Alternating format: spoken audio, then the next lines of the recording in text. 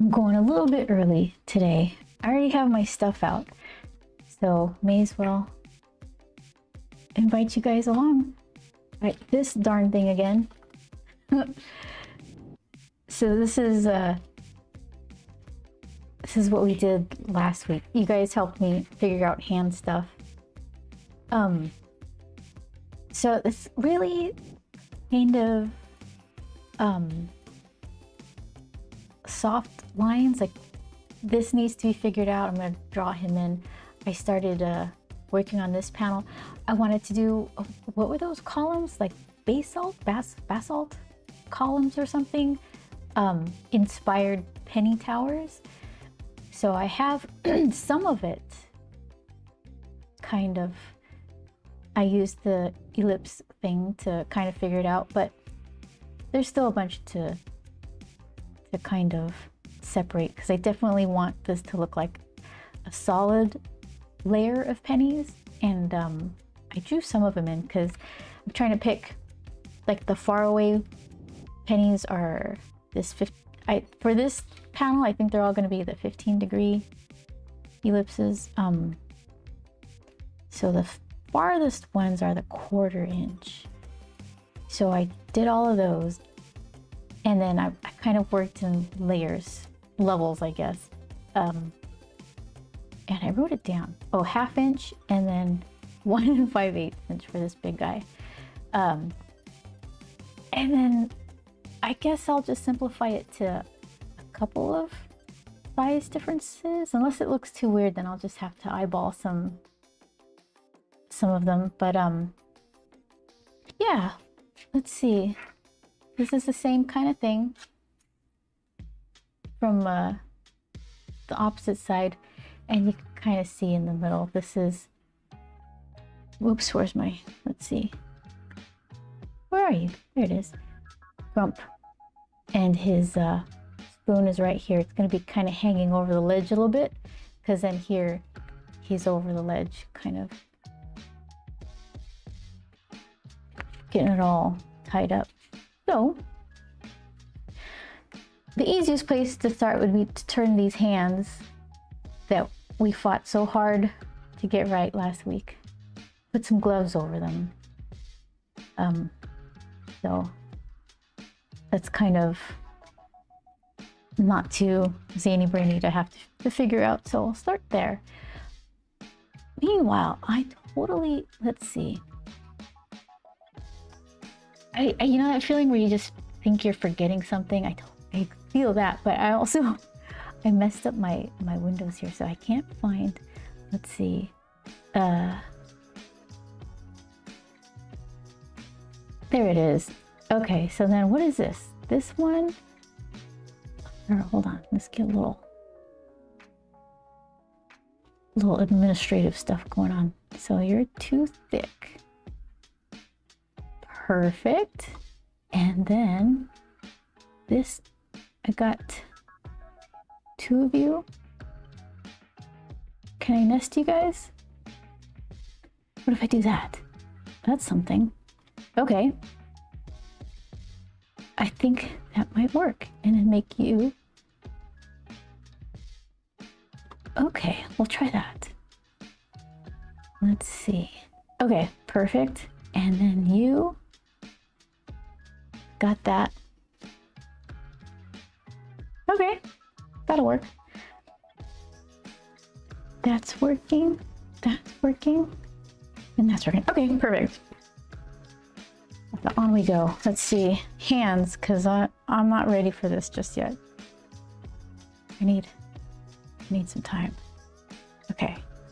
Did I fix? Can you zoom in more? I'm giving it all I've got. And then I got the right focus. All right. So let's see. I took my MDF. I just have my nice tabletop now.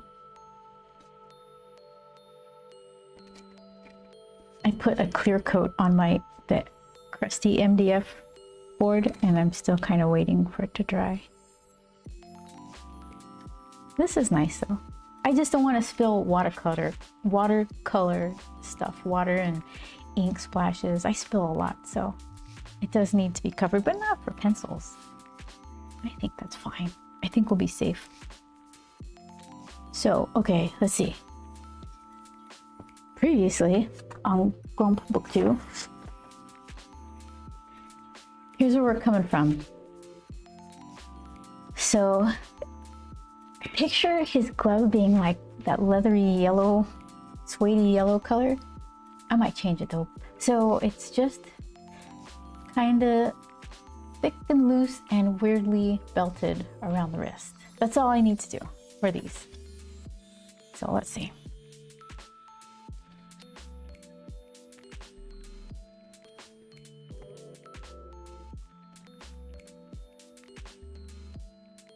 Okay.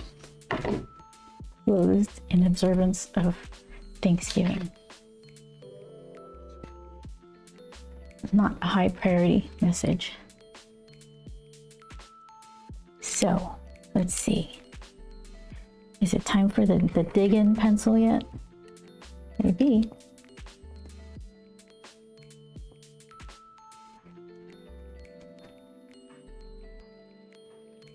There's this place that lives, or that is by where we live. They sell the best apple pie. Well, most of their pies are good. So we're gonna get a couple of apple pies and take them with us to Thanksgiving.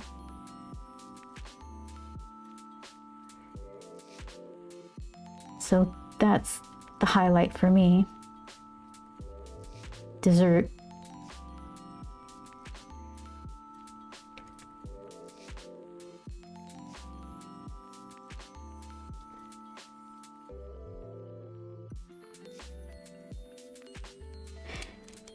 Little things are happening to make Tokyo Comic Con seem a little more real.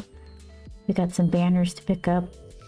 I got the eSIM stuff for our phones, which it says in the directions that it won't kick in until you land and the SIM card is trying to connect to a network out there. So I don't have to worry about like the clock starting early. Usually we just let Verizon kick in and do its automatic thing, but it's too expensive. I found coupon codes and all that. So I'm like, all right, let's try it. Well, I guess you use WhatsApp to do Wi-Fi calling if you want to.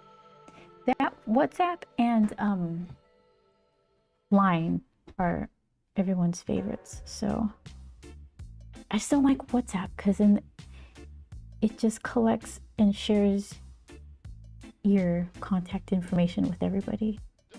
So I guess I just kind of install it and then uninstall it when we travel.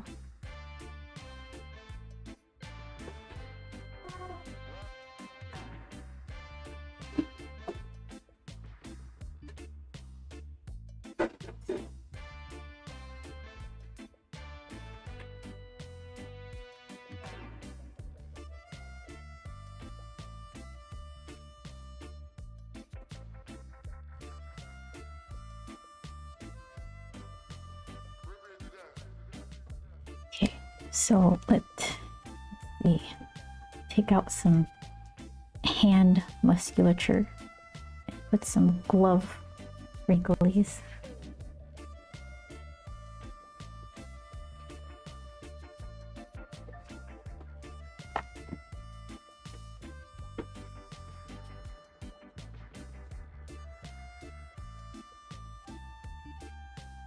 And okay, how thick are we making these strings?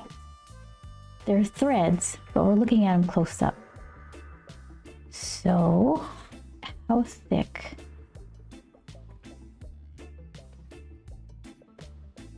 It kind of lets me know how big Grump is. So I want to get it right. Okay, so his foot is like, I don't know, a penny and a half. So these are pennies. And his foot is, okay, so he's quite a bit bigger. So it's gonna be skinnier than I have it here.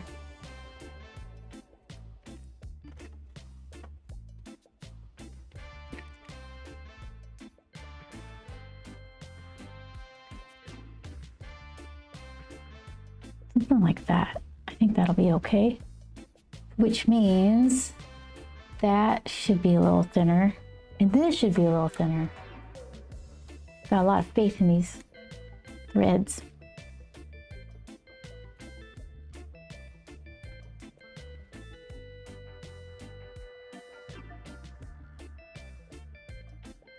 Oh, it needs to be taut. Okay, erase, erase.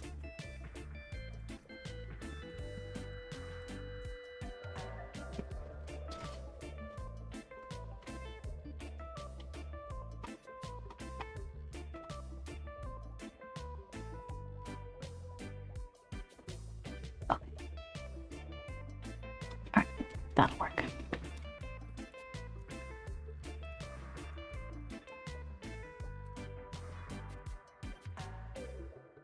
So let me just do one line so I can find out where I want it. I think it's just like that, straight and rigid.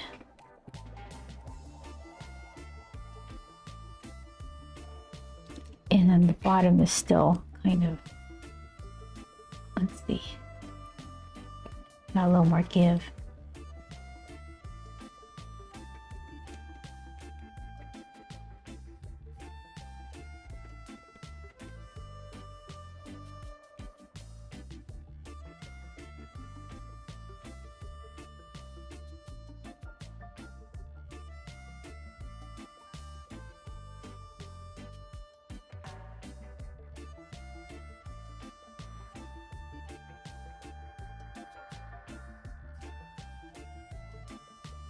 I think we could do that.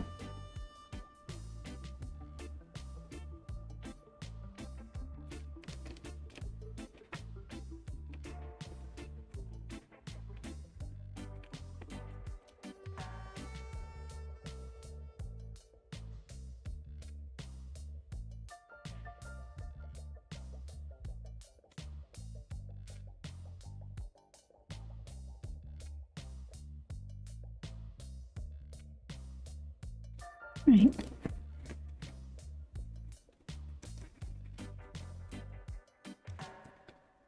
Extra lines from I don't know what.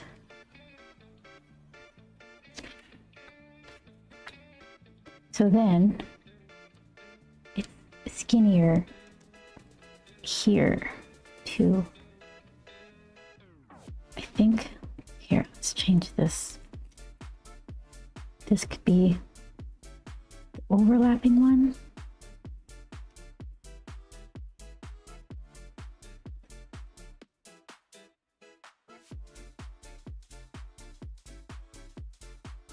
Maybe something like that.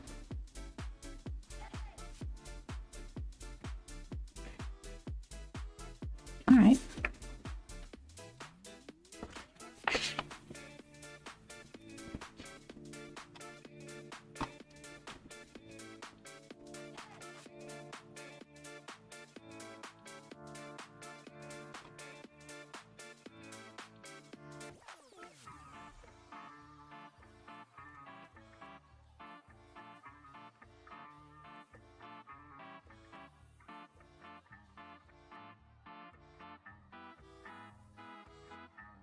And it's decided I'm taking the vending machine with me. Oh, it's kind of going back and forth, this one, but it's gonna happen. We'll see what the delays are for luggage search. It shouldn't be that bad. Hopefully they just get a kick out of it and not force me to leave it behind.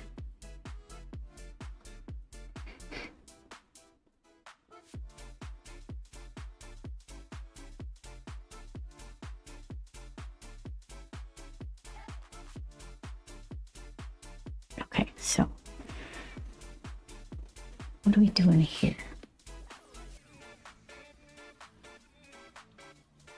This is definitely giant cuff. This is definitely arm. Where does this glove thing turn into? bagginess. Siege, hey! Good time of day, Midi and chat. In my neck of the woods, it is 2:42 in the PM. 74 degrees, whoa. Well, not too bad. How have you been, Siege?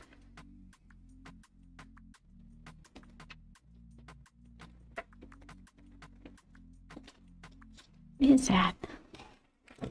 Mystery smudge. West Coast time zone, says Siege. Where the heck did that stuff come from?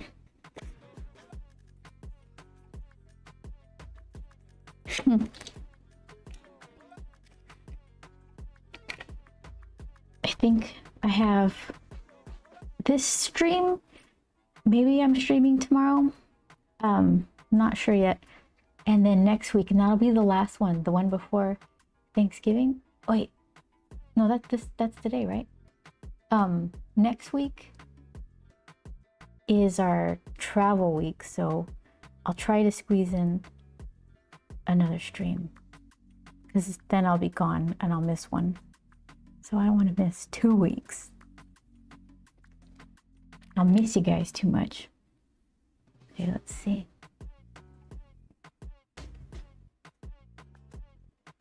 So then, because we're kind of looking, we can kind of see into the hand, into his cuff here. So I feel like the camera is slightly up-ish. So then I kind of want to draw that skirty thing, scooping like that. And then hit the belt cinch thing right there. So does that look like the same glove?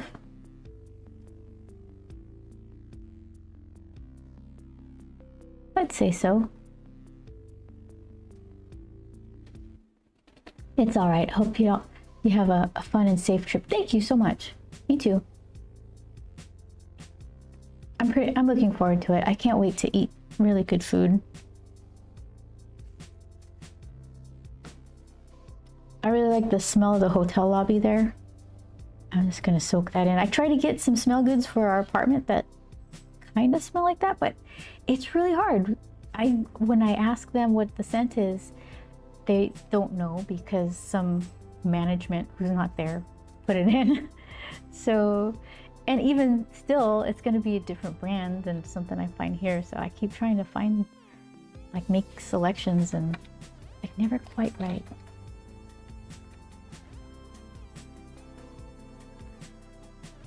Like kind of spa-like, but not so like scratchy on the nose. Some of the spa stuff smells, it burns my nose. I don't know if it's eucalyptus or what. I'm just gonna have to breathe it in and take notes and then keep trying. Right now I have, I got green tea and sage. That was in it. Right now I'm burning or heating up, what is it? Mahogany vanilla. And that smells pretty good. It doesn't smell like, well, what does mahogany smell like? Because it doesn't smell like vanilla. It has a sweet smell. So mahogany just smells a little cologne-y, maybe? I don't know.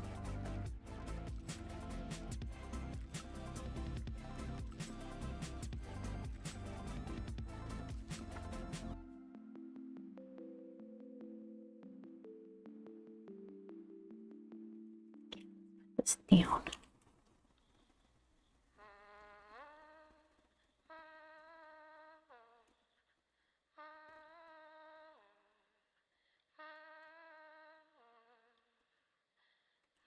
Down more. Like maybe these little glove belt loops should run parallel to his wrist.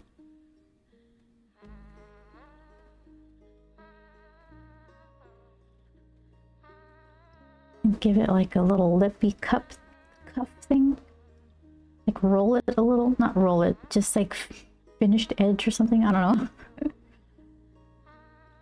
I don't know glove terminology. I have no idea what mahogany smells like, to be honest. Yeah, just I definitely like smelling things. I would like to learn like the decode the fragrance industry's naming of scents, because there's a scent called amber and one called musk, and musk smells powdery. I would think musk would smell like well, nothing good, something, I don't know, from the closet or something. I don't know, but it would be really handy to know, oh, when they say this word, this is what they mean, rather than just ordering a scent and like, yep, nope, that's one of the gross ones.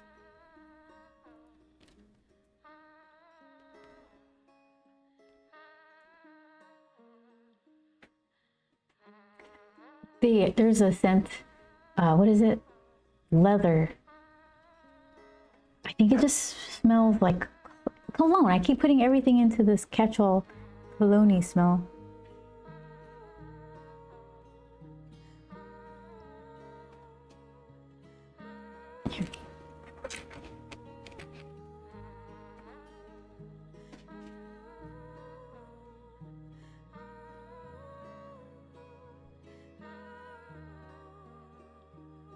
Chris Cox art. Generally, you don't smell mahogany unless you're sanding, cutting, or drilling, right? And it would smell good, like that hot wood chip smell. That's not the fragrance they put in home stuff. So it's not like pine or cedar where you can smell it 50 years after it was cut. Oh, can you? I don't think I do a lot of pine sniffing. Cedar, that's the one that keeps the bugs away, right?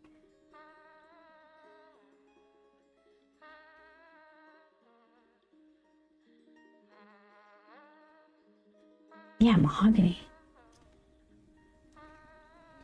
At the same time, bought some caramel truffle coffee. Ooh, and while truffle, isn't that like a mushroom or something? Oh no, truffle also is like a candy, right? And while I've never had truffle before, so I'm not sure what it's supposed to taste like, that coffee had a weird, not pleasant flavor, and the only thing it could be was the truffle. Oh, that's interesting. Swing and a miss for them, I guess. I'm always trying to find some good coffee. The earthy smells, I generally like those too. Yeah, cedar keeps bugs out, says Chris.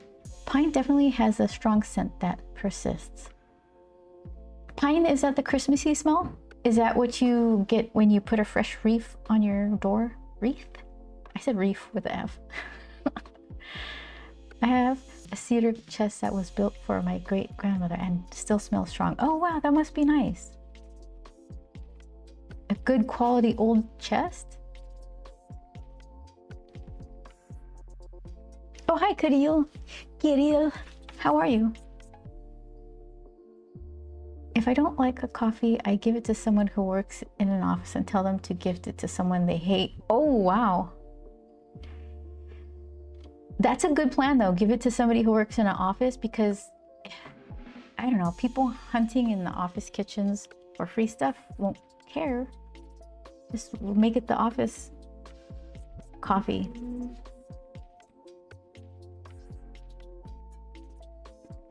That old saying, beggars can't be choosers.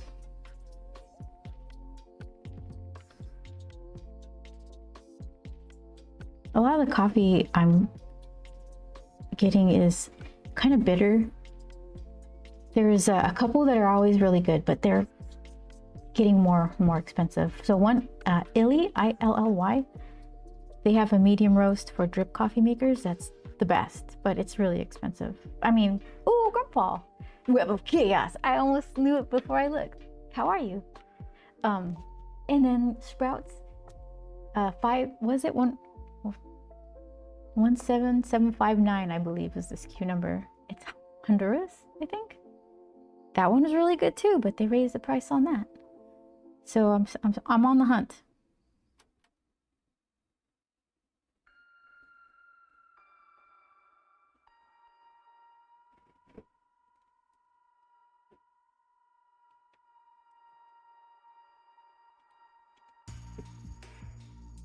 Rinks and potpourri generally use a mix of evergreen smells, spruce, cedar, pine, etc., plus cinnamon, also wood. Yeah, you just described the whiff you get when you walk into Michael's during the holidays. That cinnamon is crazy. I love it.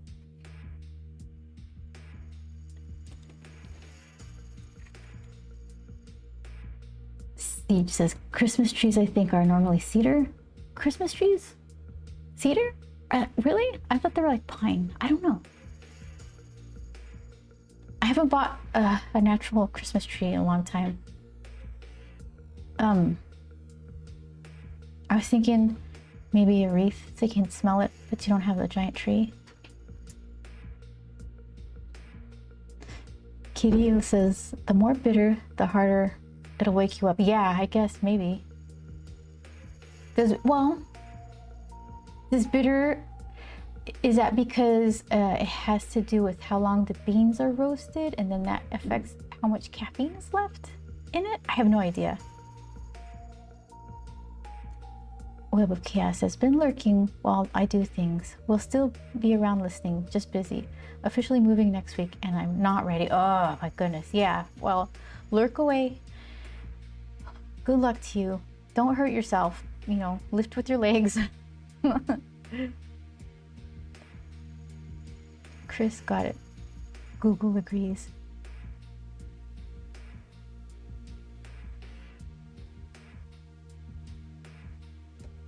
Good luck and try to reduce stress when you can, says Chris to Web of Chaos. Yeah, Web, do your thing.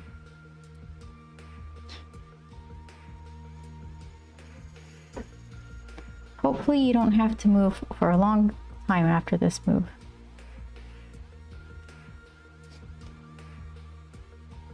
Yeah, my friend used to say that, lift with your back in sharp, jerky motions. Or it was like drive fast, take chances.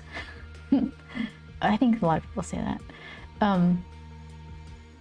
Bitter coffee is generally burnt coffee. It will always have some, but that super bitter coffee from diners burnt from sitting on the hot plate. Mr. Coffee Pots make bad coffee.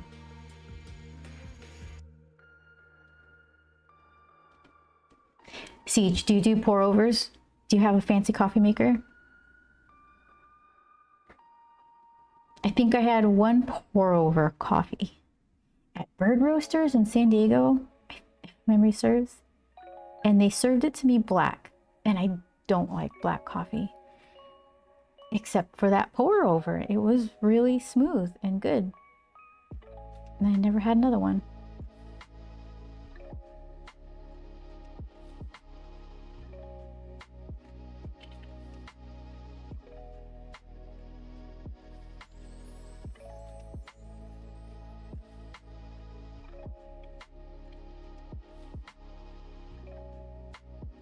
Not fancy, but yeah, pour overs only. You only drink pour overs? You lucky. Not gonna lie, Keurig is better than Mr. Coffee. What I know about the Keurig is they don't have their pods locked down, so you can get coffee pods, or not even only coffee. Can't you get like apple cider and stuff like that for that machine? Whereas the Nespresso, it's only their own pods.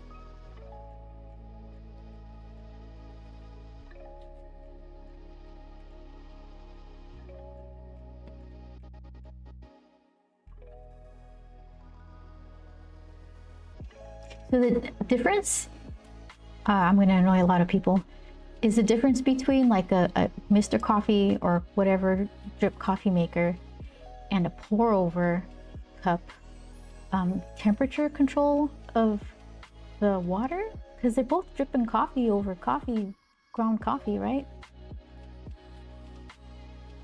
You can get reusable pods that you fill with your favorite coffee so you don't have to spend 2 to 4 times as much. Oh, interesting. Well, have you used them? Do they leak? Am I gonna mess up my thing? Actually, I have an espresso, not a Keurig. It was a gift. So it's fun to experiment with the different flavors they have there. But I wouldn't mind like buying a refillable pod. But I'm knowing my luck, the whole thing's just gonna put coffee grounds inside the machine.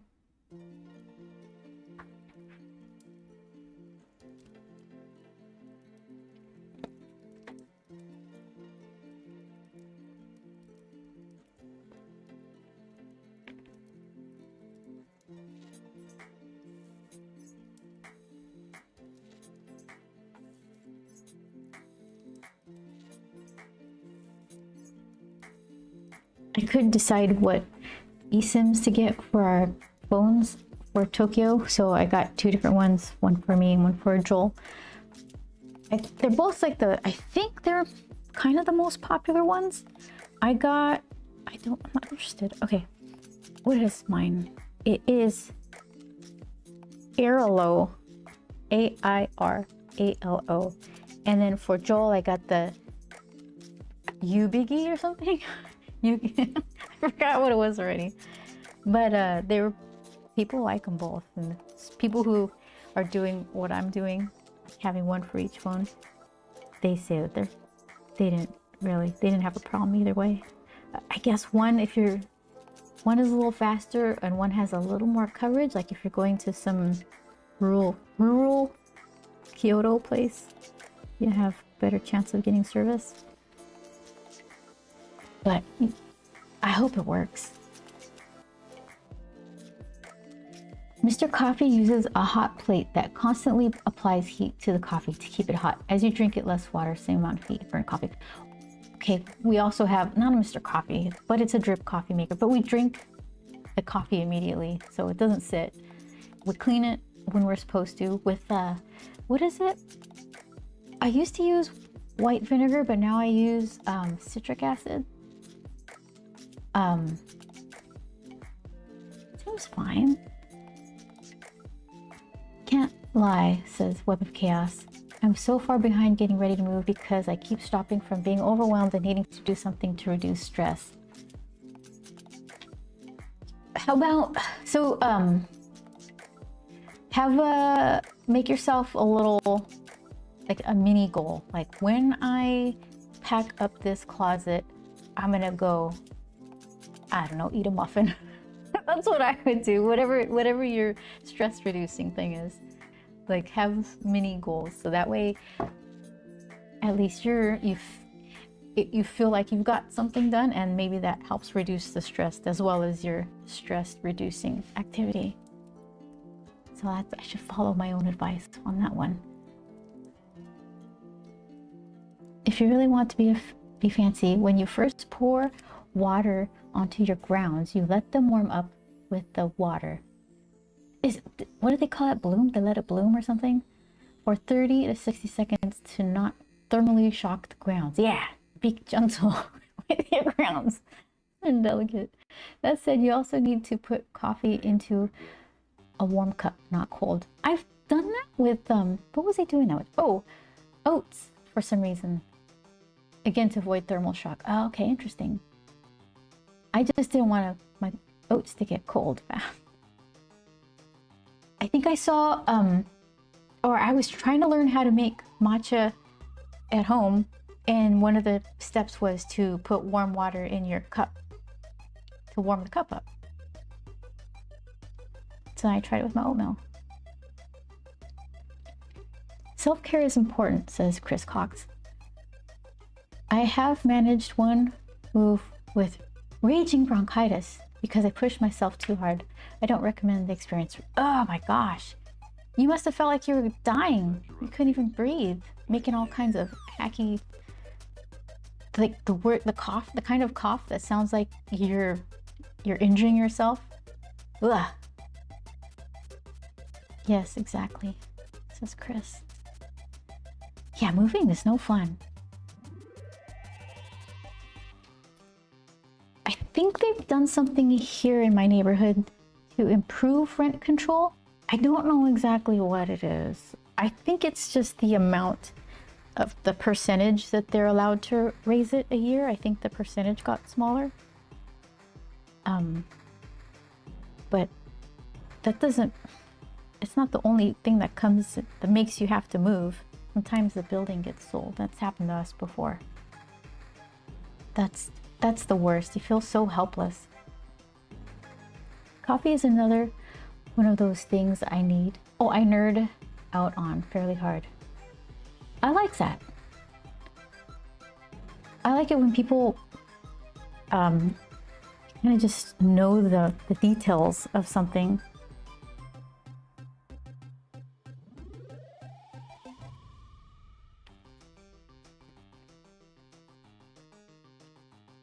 Yeah, I set my goal for today being a specific room being boxed and cleaned. And I'm mostly done with that. Then it's video games with friends rest of the night. Okay. That's a pretty big success to celebrate. An entire room done and cleaned. That's huge.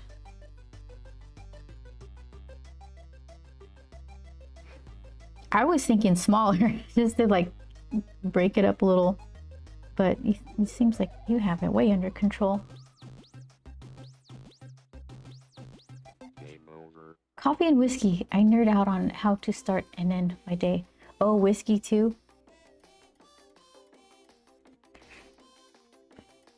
Is that the kind of thing where you can tell the wood of the barrel that it was aged in or something like that? I don't know anything about booze. What is that thing? All scotch is whiskey, but not all whiskey is scotch or something? I don't know. Oh, I think Joel had some sort of cocktail with dark liquor in it. I don't know what it was. And it had an orange peel floating in it. He's like, try it. And I tried it. And it was like, whoa.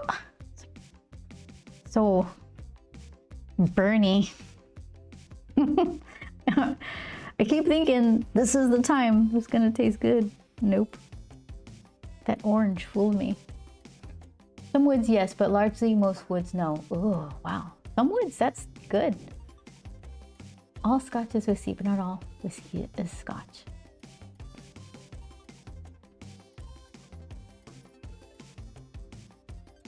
And what's the deal with rye whiskey?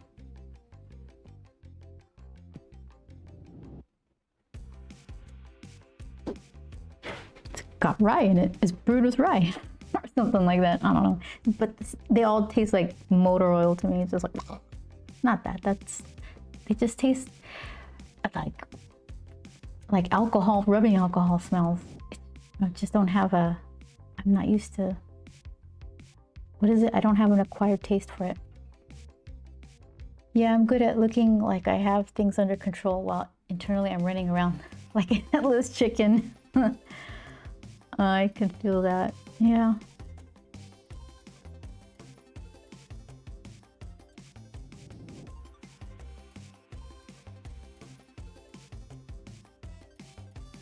Give him a little seam up here.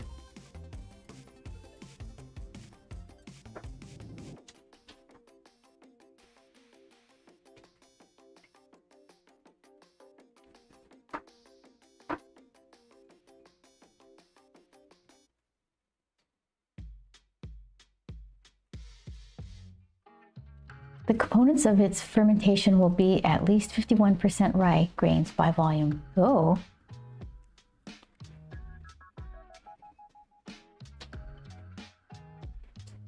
So in a clumsy way, I was kind of right. I was in the realm of being right, if not exactly right.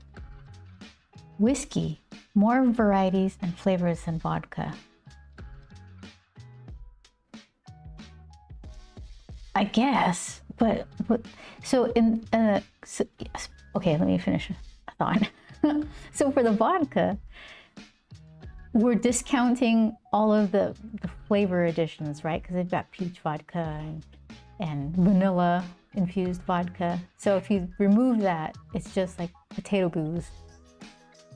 And whiskey, because of how it's fermented with the different grains and the wood, you can get different flavors out of it.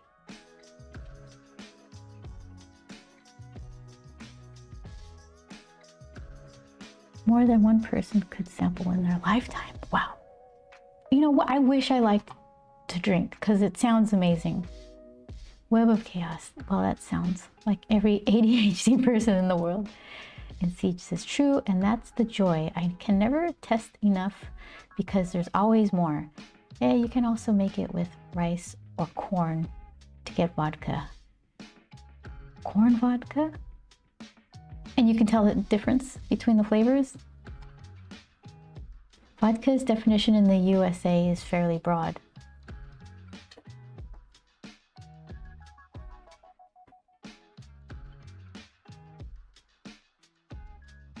People say you can get the well vodka and there's no difference than getting the premium stuff. Is that true? They won't say that with other booze necessarily, but people tend to not respect vodka.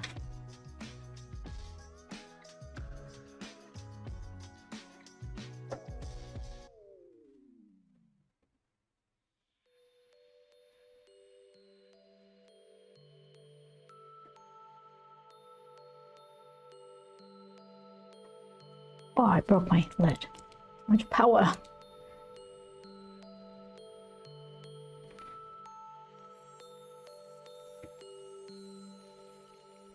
Autism for me, but close enough, says Web of Chaos. Oh yes, very much so, says Siege. Huh. Okay, for the telling the difference between the vodka? Lies. They have no taste buds if they think that. Okay.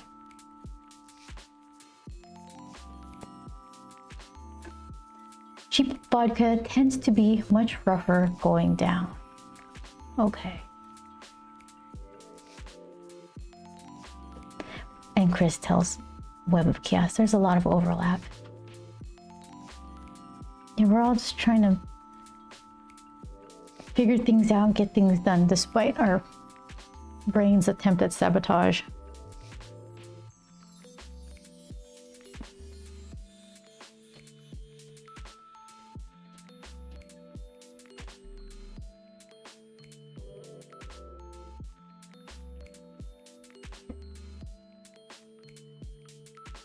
Okay, that's pretty glovey as far as I'm concerned. Couple extra ticky-tack lines.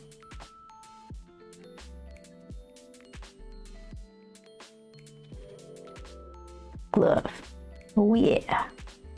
This little magnified thread. I picture it being orange because I like orange.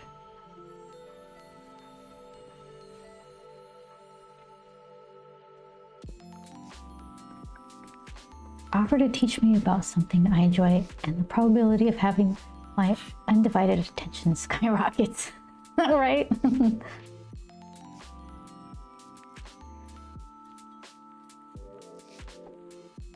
That's a good learning hack. Pretend that you're interested. Oh. I tried to do that with history. Like these are good not good, like wholesome, but good stories to learn. And that didn't work. Like, no, this is boring. I'm just not into history. Maybe I didn't have really inspiring teachers though.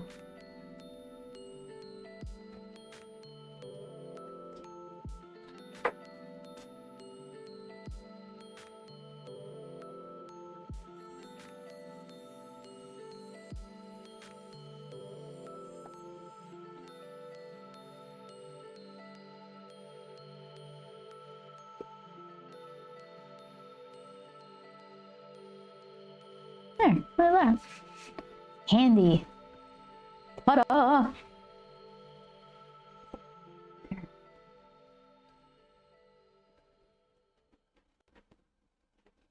Let's do this one. I'm on a roll. Some history is great, other history meh. Highly recommend Master and Commander. Far Side of the World for a historical accurate movie. Really?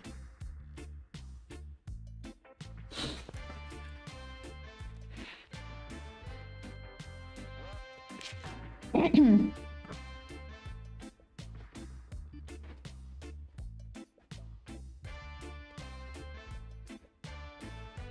know what miniseries I liked was Band of Brothers. It's fiction based in real stuff, but that was really good.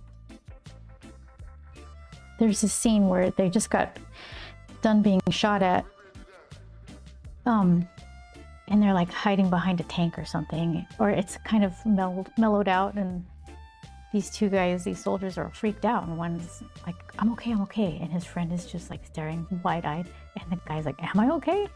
He's like, yeah, just knock it off. Don't look at me like that. I don't know, it's just, I haven't seen it in a while, so that's not a super accurate reenactment, but it was memorable. I was hoping when I found out they were gonna make World War Z into a movie, I was hoping they would take it in that kind of direction. Not necessarily a miniseries, but since the book is a retelling of surviving this huge thing that happened. And I think Band of Brothers was kind of like that. Like a retelling from the older survivors about what they went through. That's not what we got with World War Z, I'll tell you that. Worst adaptation ever.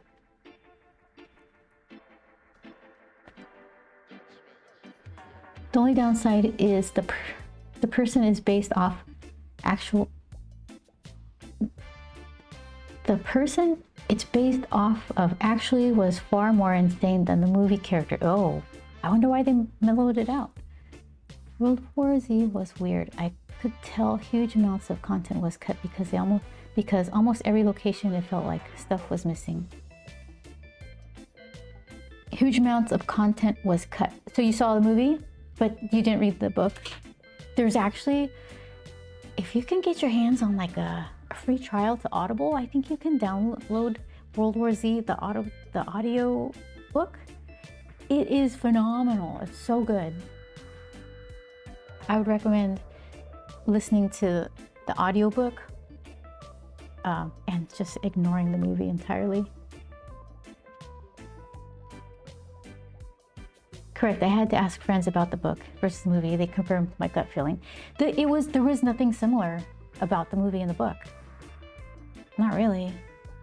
If there was a similarity, I was too mad to see it.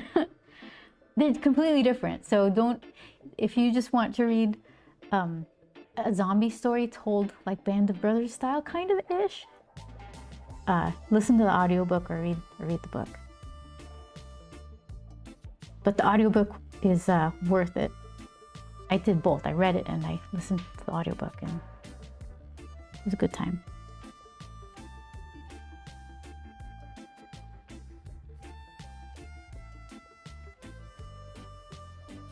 That was like Queen of the Damned book versus movie. Almost completely different stories with the same character names. And it's weird, right?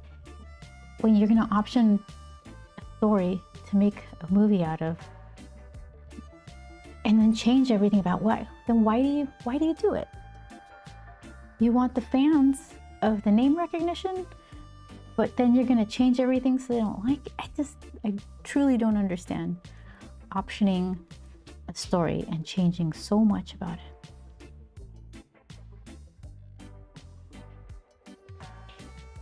These are too close together.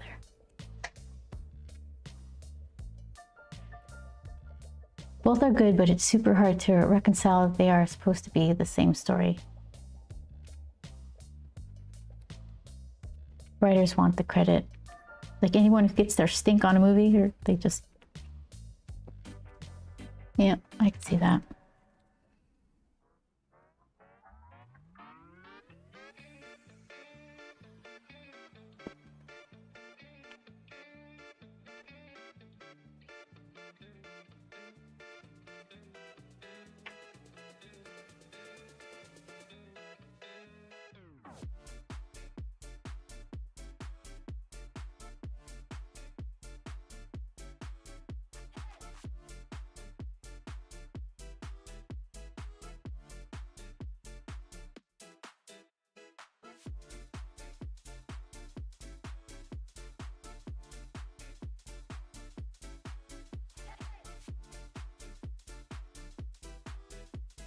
I don't know if this is true or not. Did James Cameron, like the creator of Avatar and all that, did he really say that the Academy Awards should only consider movies that are released in over 2,000 movie theaters, so that the likes of Netflix with their streaming stuff weren't eligible? I was like, oh, the blockbuster guy, he only wants blockbusters to be eligible. Interesting.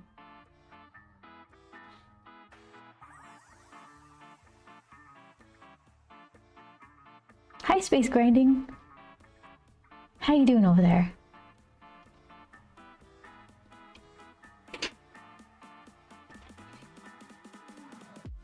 The MCU has over 60 years of stories to pull from that most people have never heard of, and yet they would rather write new terrible stuff.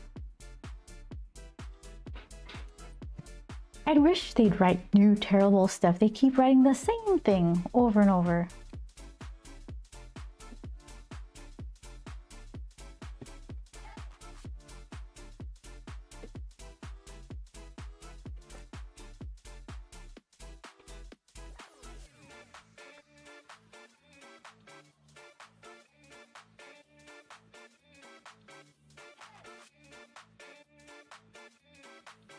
I feel like I should have made it a little thicker.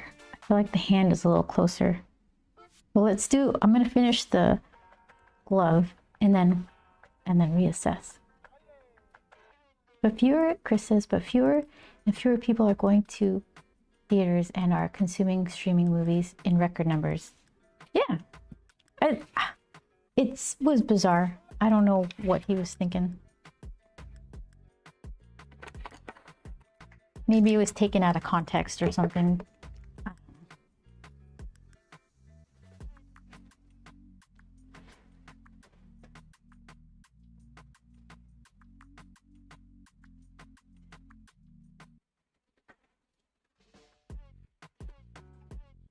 People have nice setups at home now. Not terribly expensive to get a giant TV and a little sound bar that sounds okay. And movies are really expensive. And the snacks are expensive. So there's no way people are going to want to go see some rom-com in the theater. If anything, you just want some spectacle to kind of have a reason for the big screen.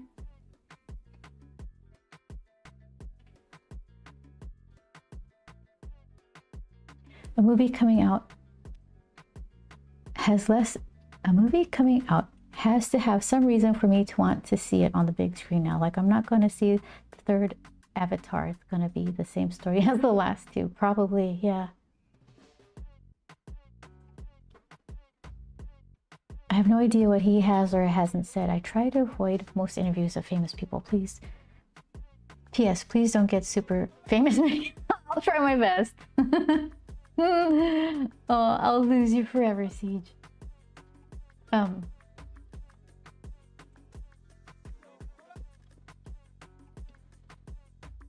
You mean Fern Gully in space? Is that what it's like? Fern Gully in space, that's for Avatar? And then, okay, I think I've complained about this before. Avatar, the first one, everyone was like, oh, this is amazing. I've never seen anything like it. It looked exactly like, not exactly. There were so many things taken from this game. Oh, it's the one I'm referencing. The one I'm referencing for my own thing. Riven's, what is it? Riven. Myst, Cyan, the game company made Myst, and Riven, and then Revelations or something like that. And Revelations had a lot of stuff that was in the first Avatar movie, including like, I think this is what I grabbed. This wasn't an Avatar, these little, it was like tide pool hexagon pillar things, something. That wasn't an Avatar, but the little glowy trees with the spores kind of floating around and the bioluminescent flora, that's plants, right? Fauna is the animal. So I wasn't as impressed as everybody.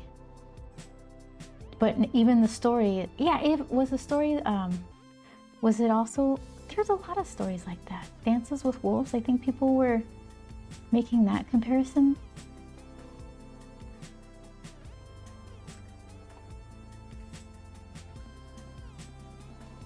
Avatar is a lot like Fern Gully. Oh my goodness, what a hack. And a lot of art styles from Roger Dean. Oh. Avatar is just any Cowboys versus Indians movie pre-60s with the white guy who was better native than the natives. Automod didn't smack that wow. My Automod is I don't think I have it super straight. What did you write down? White guy? Natives? Native? What did you say? Smackdown? No, that was... Yeah, I don't think you said anything crazy. I like your take. Okay, let's see.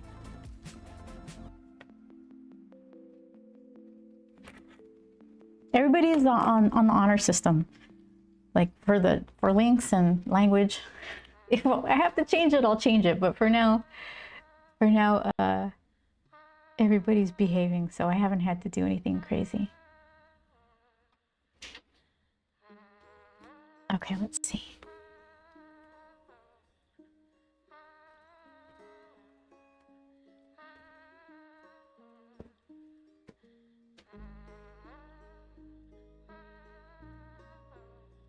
Oh, I need to fix this glove. The skirty part on the wrist. Yeah, something's off. Let's see before I start digging in. See if I can fix it. I do my best with language. I'm not very good at it though. Just try. That's all I can do.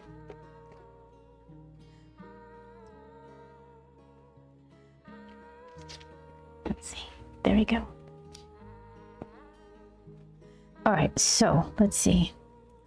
Let me figure out where this wrist is right here and right there. I'm just gonna draw a line so I can see how it curves. So then I'm telling lies with the cuff here because it should be up higher. Let's try that. That's still not good. What?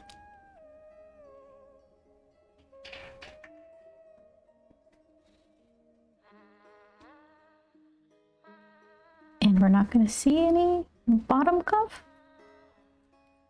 Okay.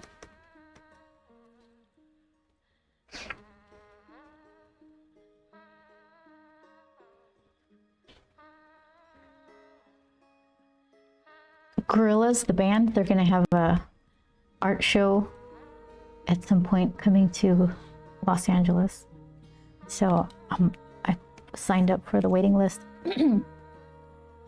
They opened Kong Studio and I went in. I finally got in. It wasn't that complicated. I think what you have to hit, you go into the graveyard at Kong Studio and you fight a bunch of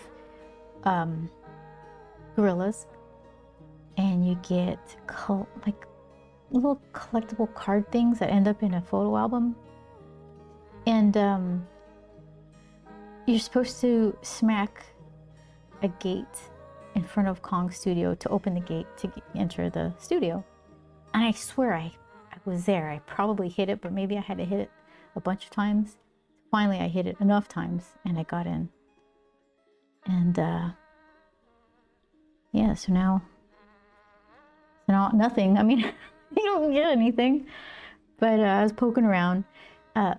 When they had the Kong Studio in the early 2000s, they like you'd go into Russell's room and you could put a record on the record player and it played Mr. Softy's Balloon Race, which is really like, I like that song a lot, but I think they sampled some Nintendo game and they don't have permission to like release it or something. So I don't really know. But anyway, this time you click on the record players and it takes you to a Spotify playlist.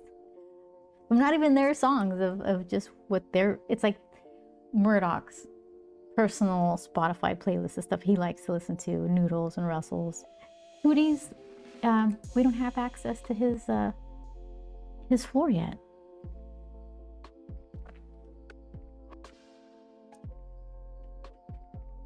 That would be cool. That's cool. I like some a lot. We'll see.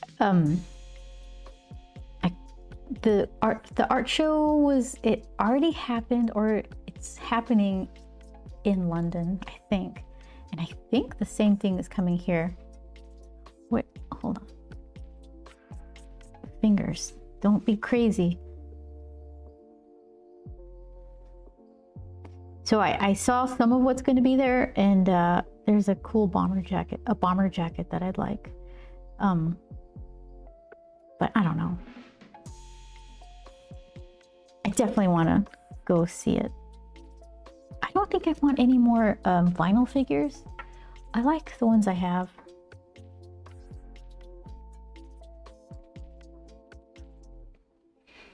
I'm sure you would get tired of your own songs after playing them, though. Yeah, because then you, not only are you playing them, you just had to perfect them, and yeah, that would be, I think I'd be done with them too. But I want to hear them. Like, kind of mind-bending to think they used to tour.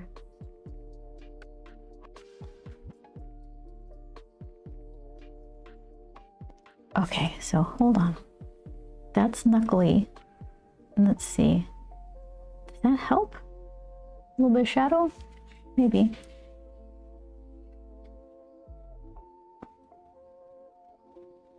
Yeah, the Demon Days tour, I think that took a lot out of them. They took a long break after that. I think it was expensive. I think there was like so many moving parts that it kind of drained them.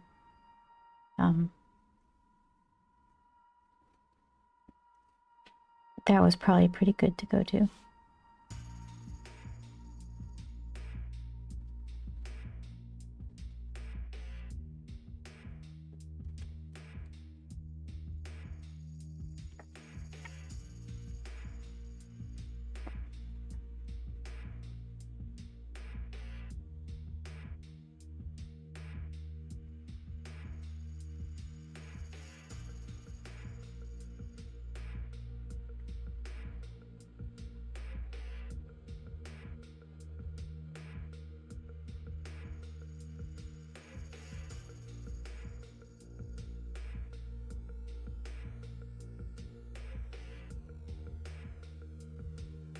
Okay, so let's see what's happening here.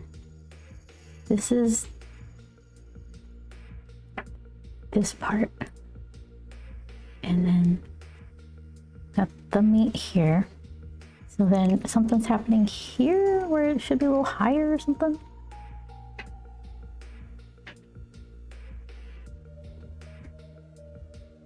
And that's not the worst idea.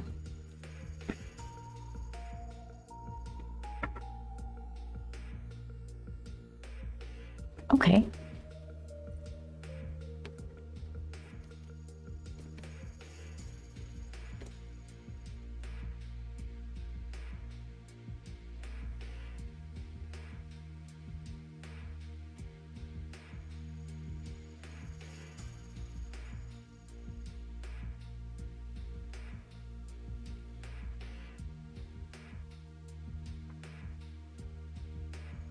Try that.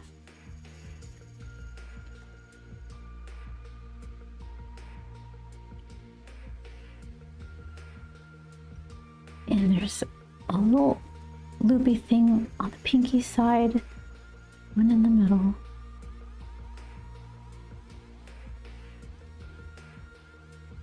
And then, yeah, I don't think we'll see that one. All right.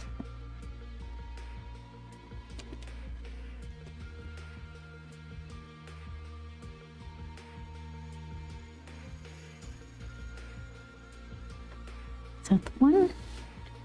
Did we find it?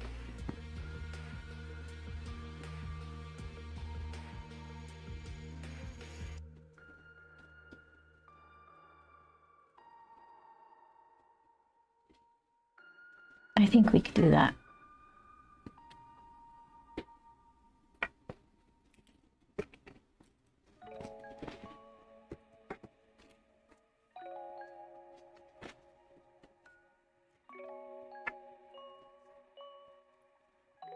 I was going back and forth with the idea of buying whipped cream for the pumpkin pies or making the whipped cream. And it's not super difficult. Gosh darn it. Okay, not super difficult to make whipped cream, but space will be an issue, both in the freezer, fridge, and kitchen in general, because everyone's going to be trying to heat stuff up and mix some stuff that can't really be done the day before. So I was trying to think, I could bring my own little hand mixer, and then I'm sure I could fit my little plastic bowl in the freezer. Because I could, if it's full of frozen corn or something, I could just put the corn in the bowl, and then it's not going to take that much room, and it'd be better, right?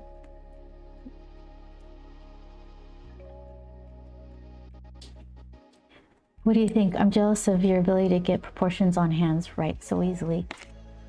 Were you here last week? I struggled so much over these things. I used my own hands. I used our hand model thing. We have a plastic articulated gray little sculpture hand model thing, and it's still like, it's okay. I got enough right where I can kind of get away with the wrong. I'm hoping. I shouldn't say that, because then I don't know.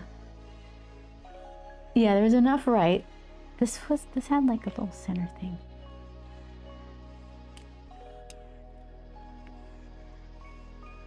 Okay.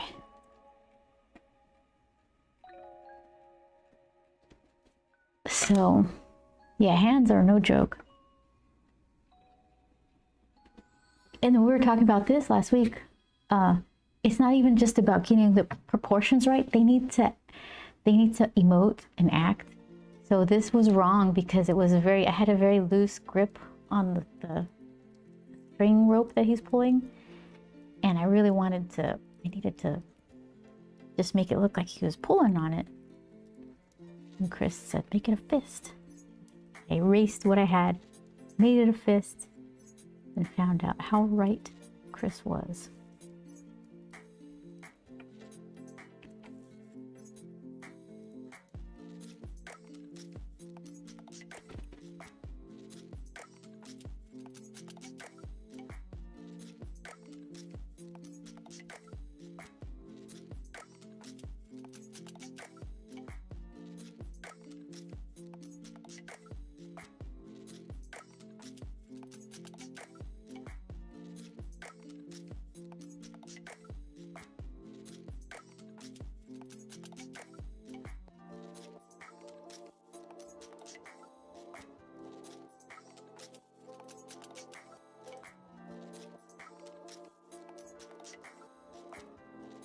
I think a lot of the food places in my neighborhood are struggling because I'm getting a lot of emails about like, oh, come back, come visit, look what you missed.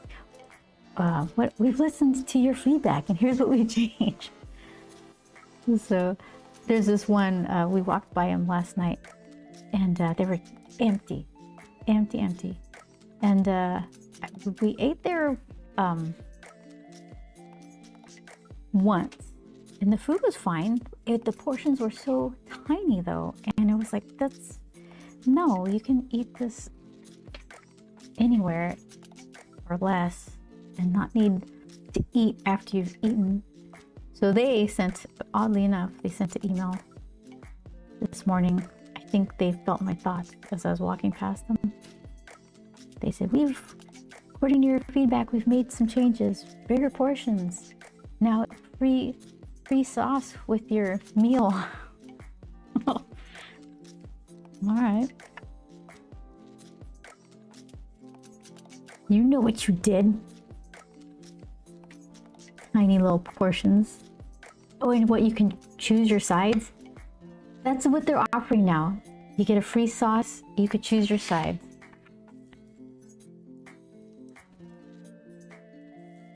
I'll have to see how big the portions got because they were really small before.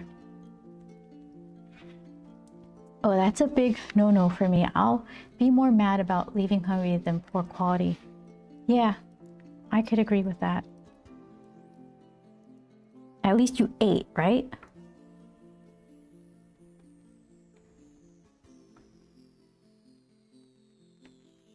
And I'm complaining about a small portion. I don't have like a huge appetite for a giant meal. Game begin. McDonald's is still around their food. McDonald's is still around. Their food quality is the lowest. I think the only thing I eat at McDonald's is on occasion when we have a little bit of a drive that we have to go on. We'll drop by McDonald's, like a convention that we have to drive to. We'll go to McDonald's for the Egg McMuffin. I can't tell you when the last time I had a burger there was.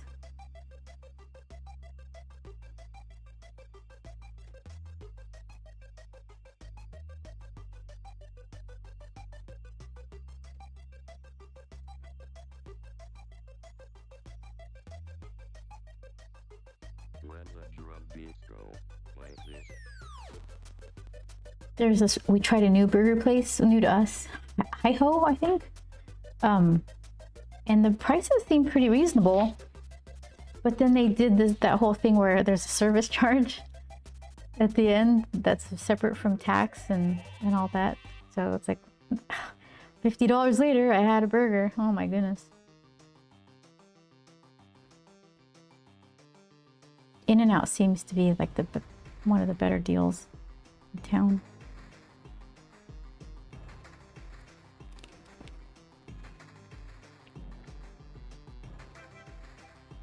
I have to have gone multiple days without food before I'd eat a McDonald's burger. You hate them that much, huh?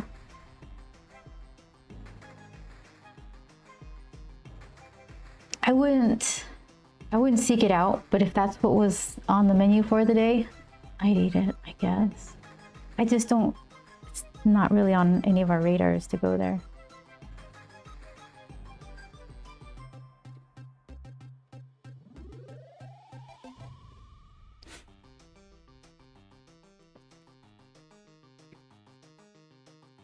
Burger Lounge is good. In-N-Out. What is it? There's the Window or something.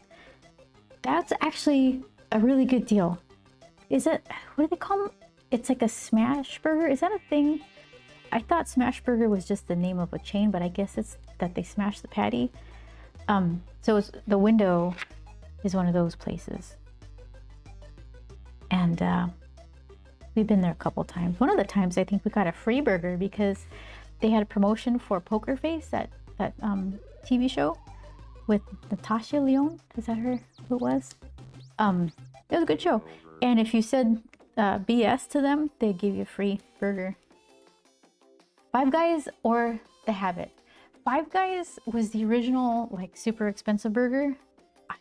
Now that everybody has kind of matched them, maybe they just seem average, or in price anyways now. They were good, but they were the first people to, you know, charge a lot for their burgers. I guess because everything's fresh and it's more expensive to have your fresh lettuce and all that stuff. The Habit, I remember, I don't think I've eaten there in a while. I remember liking it though.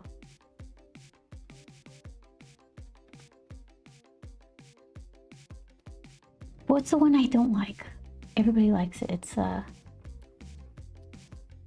like Burger Lounge. It's like Shake Shack. Shake Shack. I love the shakes, but their buns are so like anemic. They're just like nothing full. I'm all mad about it, talking about it.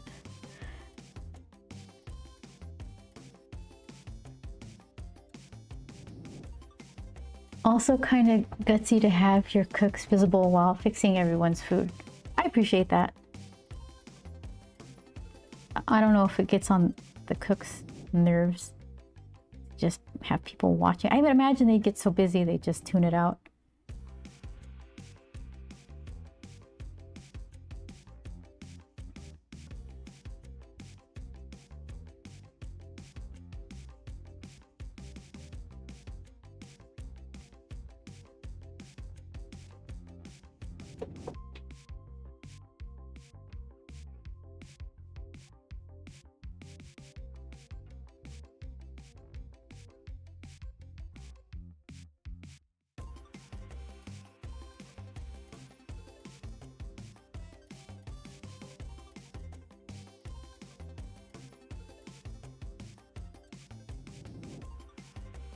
Gotta take pride in your work, so it doesn't matter if they are or aren't watching. Gonna do it right either way.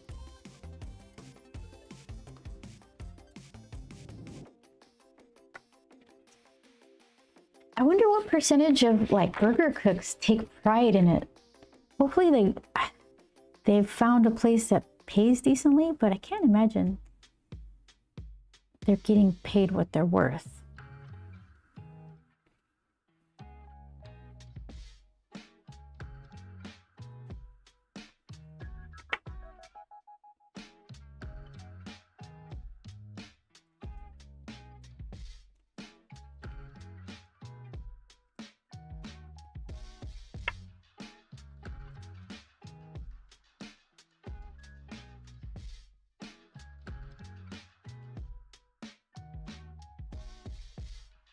If I can sneak a little seam here.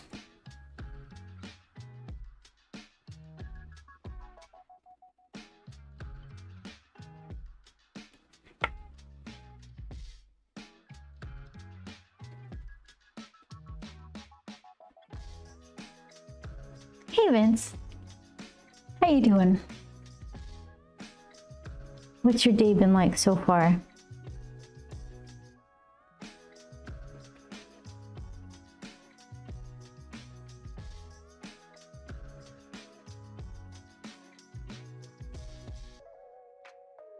Oh, I did say I was going to try to make the string a little thicker, possibly.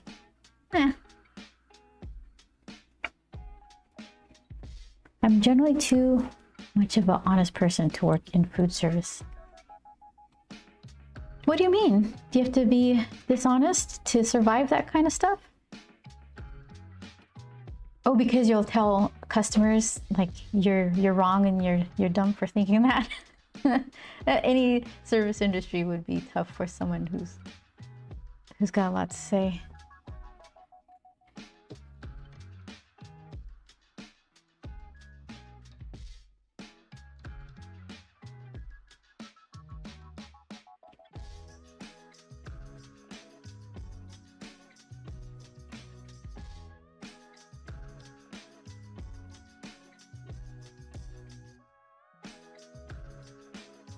I think that show Mad Men taught me that saying, like the true meaning of the saying, customer is always right.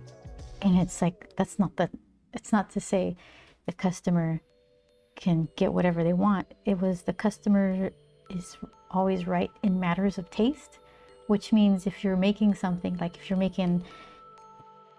nobody wants a yellow car and you're insisting on making yellow cars, well, the customer wants the baby blue. The customer is always right in matters of taste, not to be a jerk to every person working somewhere. Vince, I'm doing pretty good.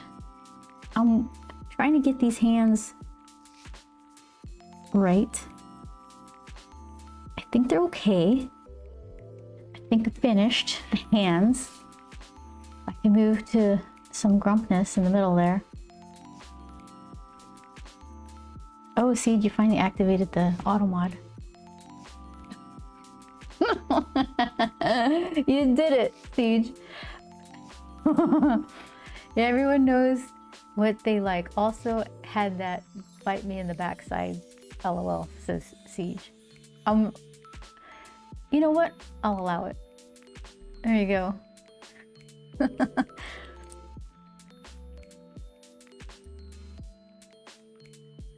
Twisted Root is my favorite burger, but that might only be a local thing. Twisted Root, maybe.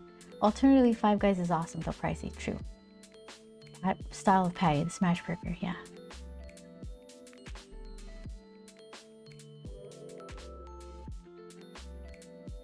Not good at faking how I feel, Plexus. Yeah, everyone knows what they like.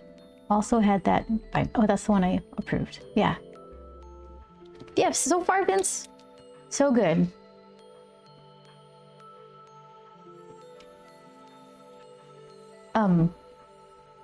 Yeah, I was playing around with some of my lights. I got everything set up and I started drawing, and I was like, well, heck, why don't I just turn the camera on a little early since I'm already here.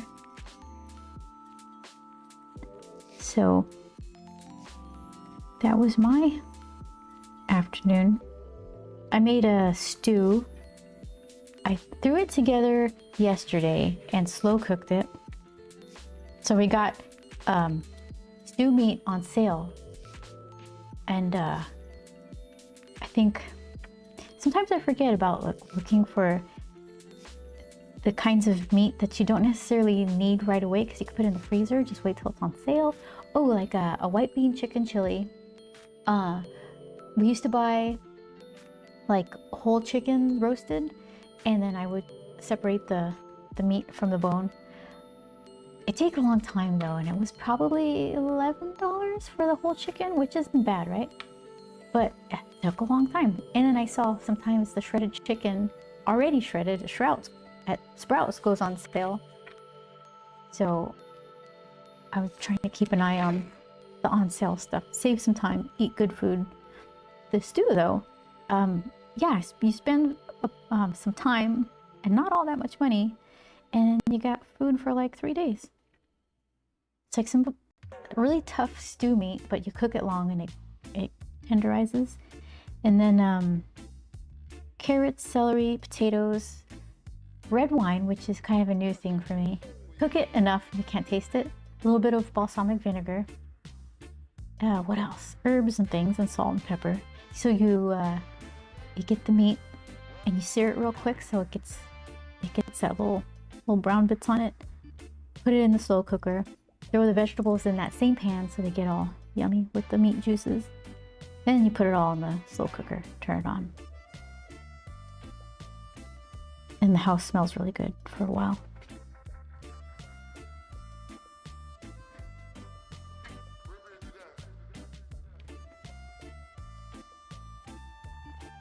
Yeah, I'm definitely a carnivore because smelling meat cooking, even like it'll be like Sunday morning, somebody's making bacon somewhere and it's just wafting in, busting into our apartment.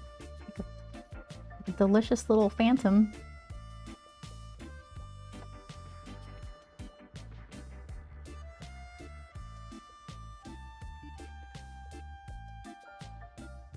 Slow cooker food is awesome. Low effort, high yield. Love it. Yeah. It is. Hopefully, people are getting into that.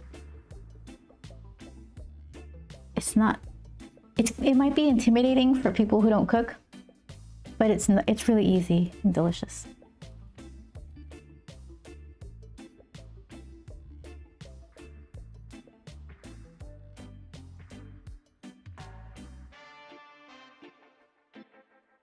You know, because I know why this looks wrong. It's not how those seams go. They don't go follow the fingers. They just kind of make a pattern.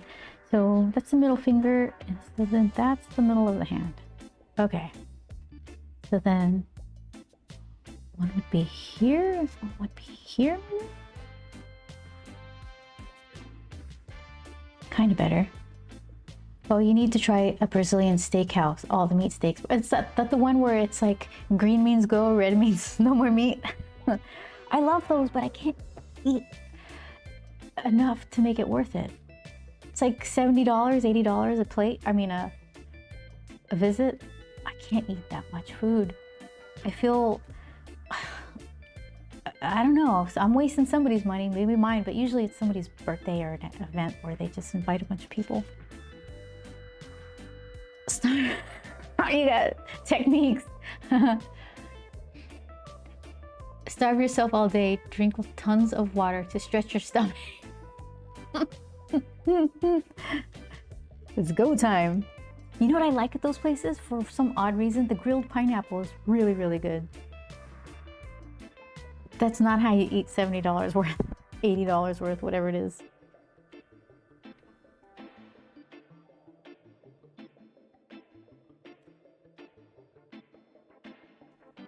Yeah, I'll have more pineapple, please.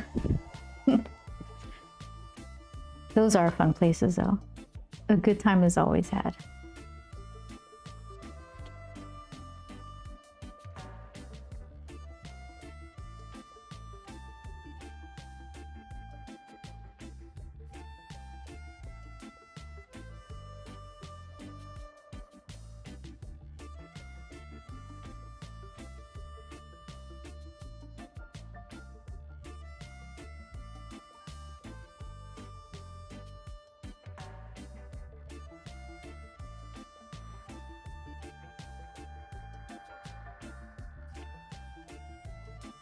Last time I went, they had grilled mozzarella with a drizzle of a balsamic glaze. Sounds, oh, so good. That sounds really good. Grilled mozzarella with a drizzle of balsamic glaze. Oh my goodness.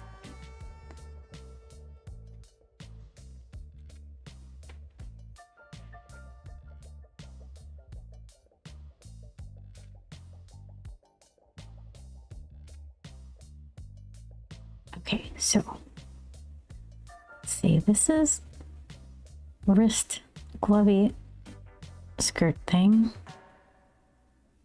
So how many of you guys celebrate Thanksgiving?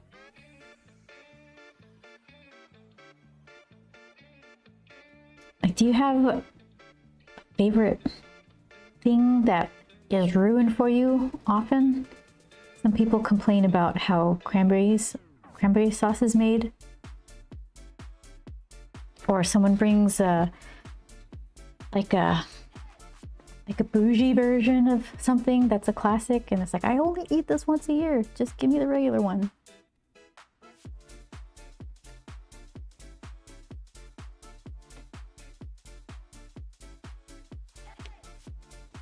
Vince, I'm doing very well. How are you doing?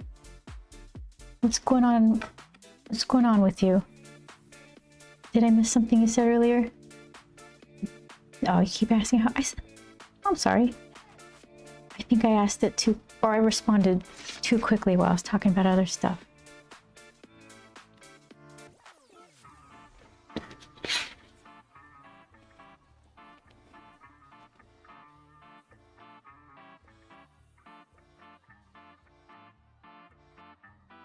We ordered a banner for Joel's table at Tokyo Comic Con, Vince. And I'm looking forward to seeing that tomorrow. Is it tomorrow? Yeah. For some reason, it took so long. We went with our thumb drive into the print place, and she was struggling with her computer or something. It's like, I think it took like 45 minutes for her to just place an order for an image that we had on our thumb drive. So we're just thinking, I hope it goes well.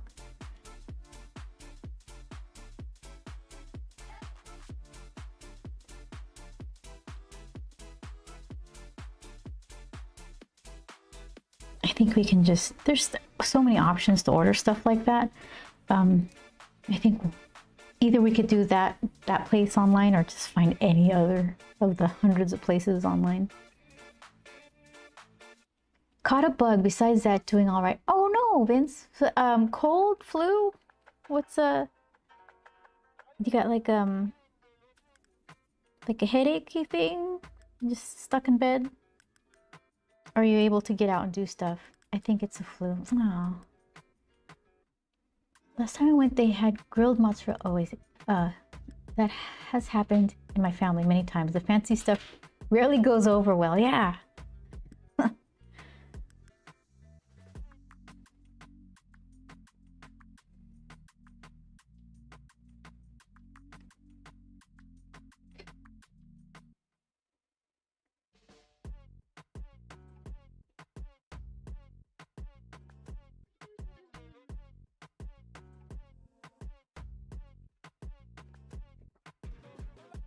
I think probably,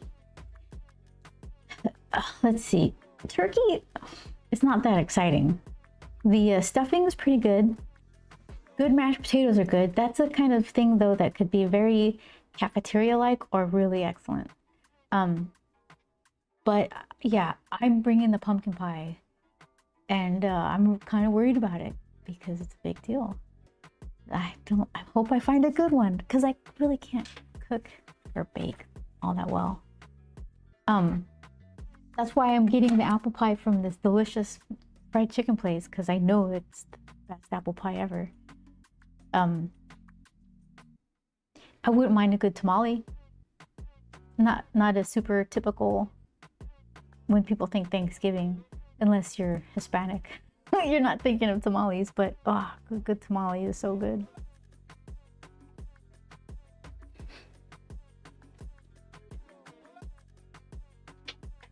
Part of my family must eat classic holiday meal stuff all year because they are tired of it.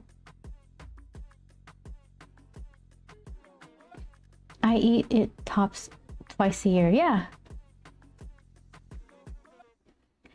So your family is just like having a turkey meal just in July?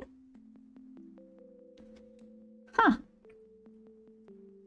That was exactly what I was thinking. Just gotta make the right friends.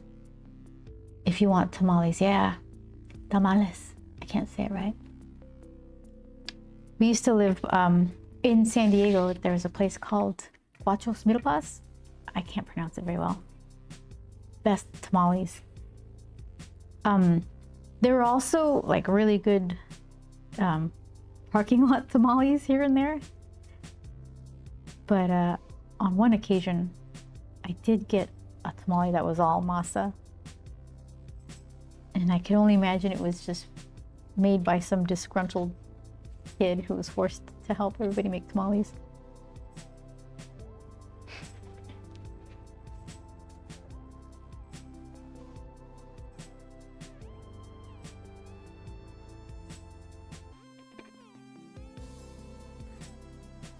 Let's see if I can fix these fingers.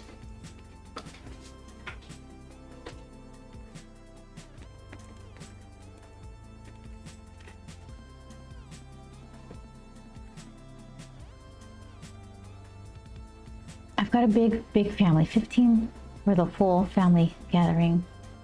No third cousins. Yeah, that's big. That's kid table territory.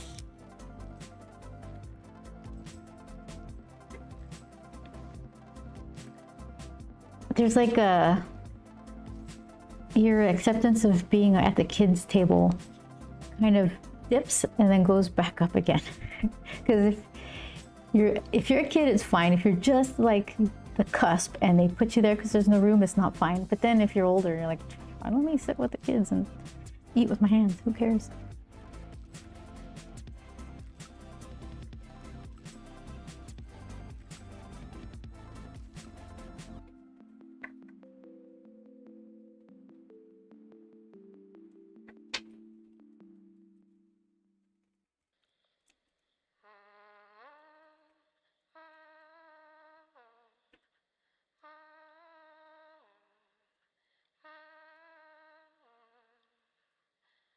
When I was a kid, I sat at the kid table.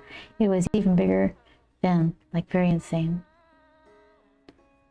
Lots of kids. That's fun. So if you have that many kids, or you did back in the day, do you celebrate Christmas as well? Because that's either stressful or a lot of fun. Because it's expensive. Everybody's like, oh, you got to bring a present for all the little ones. And then at some point it turns into pick a name and a hat, and that's who you're buying the present for. And if you're not super familiar with that particular cousin, it's not like, oh, I don't know. Auntie says, buy this. Okay, and then maybe I'll do something like that. That might work better. Definitely did. No, it was more Christmas meal rather than morning presents. Oh, I guess it's a Mexican thing. The Christmas stuff was Christmas Eve. And they would open presents. They kind of tried to open them midnight of Christmas Eve, like Christmas Day morning, I guess. But then as the grandmas and aunties and uncles got older, the hour kept getting pushed earlier and earlier. And then I think Christmas Day, people didn't really, in our family, I don't think they did a ton. I think they went to church, and I think we just played with stuff. It was more of a relaxing, the calm after the storm thing. 1, 2, 3, 4, and that's hand. Okay, so then, am I getting myself into trouble here?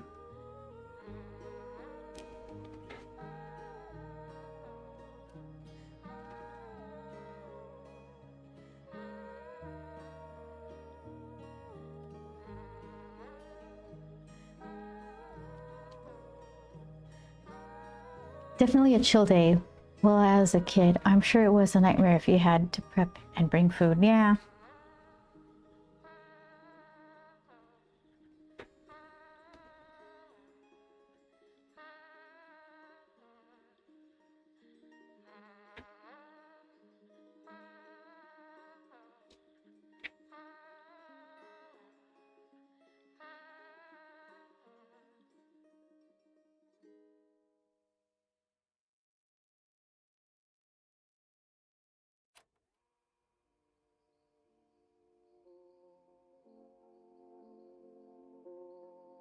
Mercifully, most of this hand is covered by this little giant teaspoon. I'm just trying to get away with what I can up here.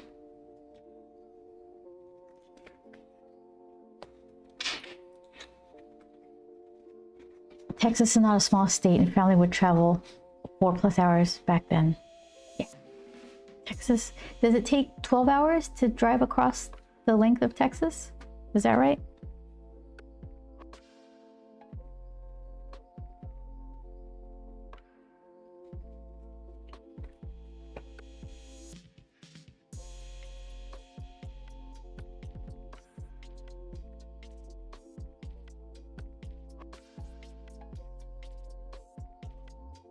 Okay, I gotta figure out his little face. I got an idea. Oh yeah, and I haven't figured out his little headlamp. This is what it's supposed to look like. So, one big, two small. Close to. Took my mom and aunt over 16 to get out of Texas from Dallas Fort Worth. 16 hours? Oh. Do they switch driving duties to just go straight 16 hours, or they have to sleep or take a break, eat? I mean, you have to, right? That's crazy.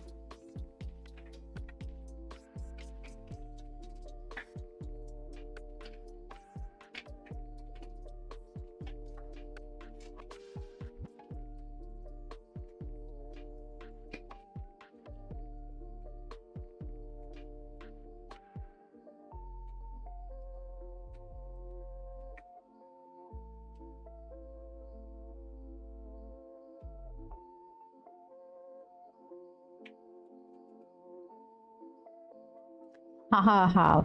All the ha-has. My aunt is a control freak. She almost never trusts someone else to drive her anywhere. Oh my goodness. Ugh. I think the longest I've ever driven was 6 hours.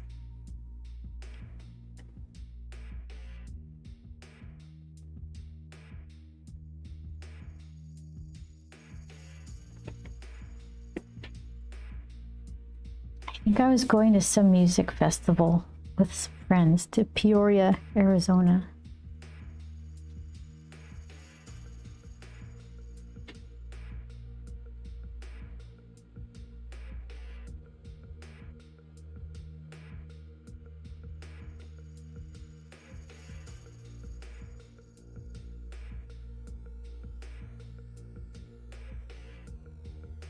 My aunt went to the ER and drove herself with my mom in the passenger seat. As an example, she drove herself to the ER. She's like, I got this.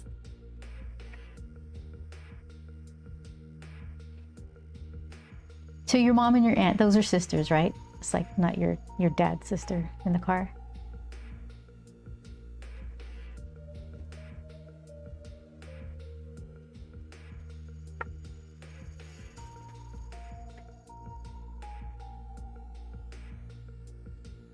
My mom and aunt have same mom and dad.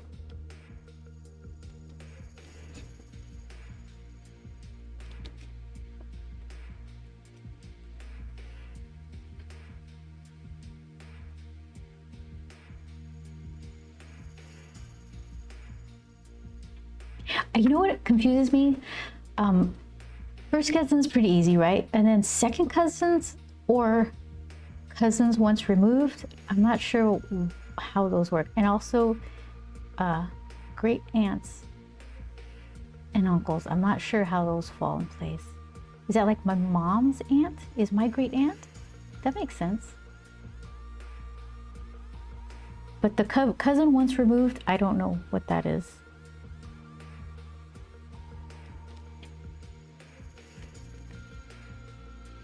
Well, shrugs, yeah.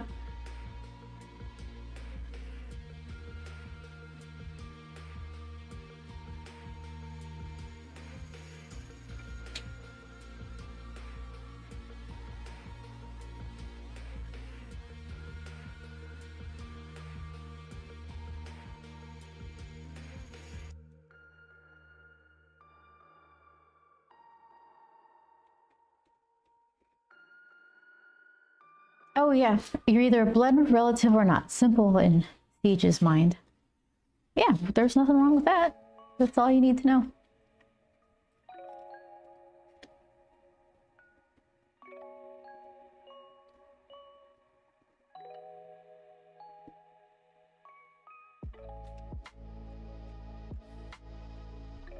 And not discounting all the family who isn't blood, but I know that's not what you mean.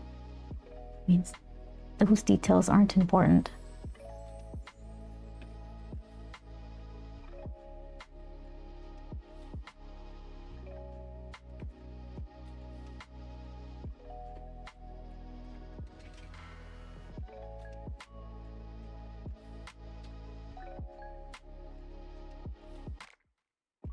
Okay, so those are where his eyes are. Those look pretty grump-like. Okay, and then I'm not gonna do his eyebrows yet because his little headlamp is going to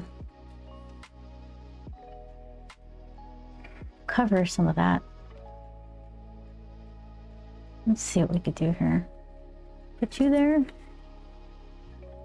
Okay, there.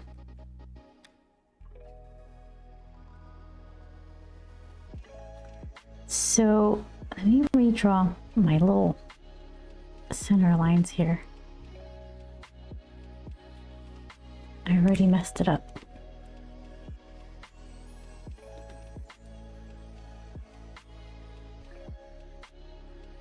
You know what's not worth making? Like homemade eggnog. It's like such a pain to make, and the store-bought stuff is just as tasty. Well, there's some store-bought is tastier than others, but to make it is just, it's a hassle, and it tastes really good from the store. I forgot which brand I like. Not expensive. I think maybe Altadena makes a good one. Southern Comfort makes a really viscous one because I guess you're supposed to mix it in with their alcohol, but it has a good flavor. There's some fancier ones that I'm not that into, like what was it? Struthers Farms or something. Stony Farms, I don't remember. Very milky. I'm sure it was all natural, but I'm in it for the party, so I want it to be delicious and viscous and sweet. What is worth making on your own is bread. You can bake your own bread, even from a bread machine. You don't have to put it in the oven. So much better. Completely different than store-bought stuff. Okay, so let's do the base. I think the base is kind of as wide. No, it's not exactly as wide as his eyes are apart. It might be if I switch it the right way.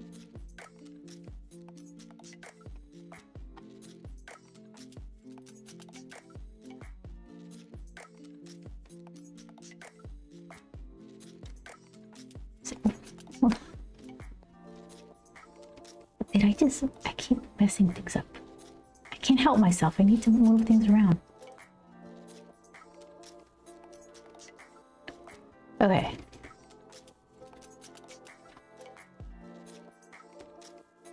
So tell me this. Not related to Thanksgiving. I have the ads turned off, but that doesn't mean you guys don't get them, right? It means I don't have control over them.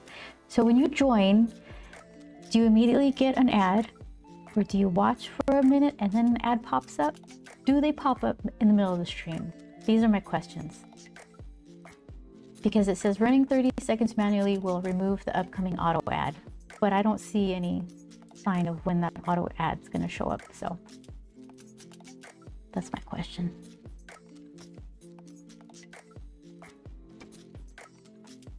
Immediate ad. And then no more, Chris? Or do they still pop up like when Twitch feels like it?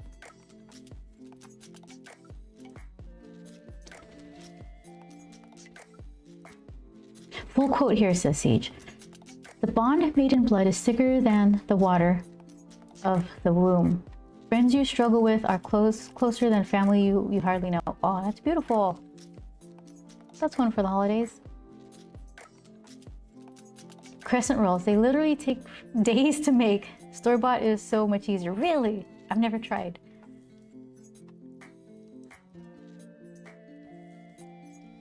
Oh, Siege might have turbo. Oh, you got turbo. Oh, that's just bad.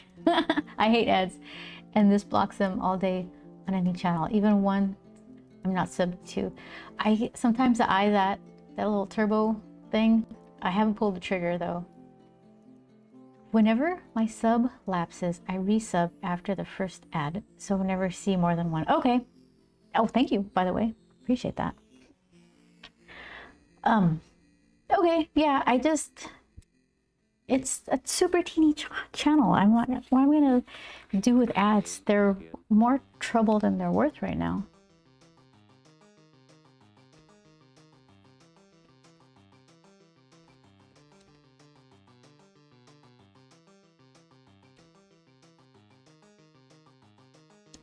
I told you guys I lost my other 0.5 pencil. I heard it fall. Maybe, okay, what else? We were moving things around in the background here.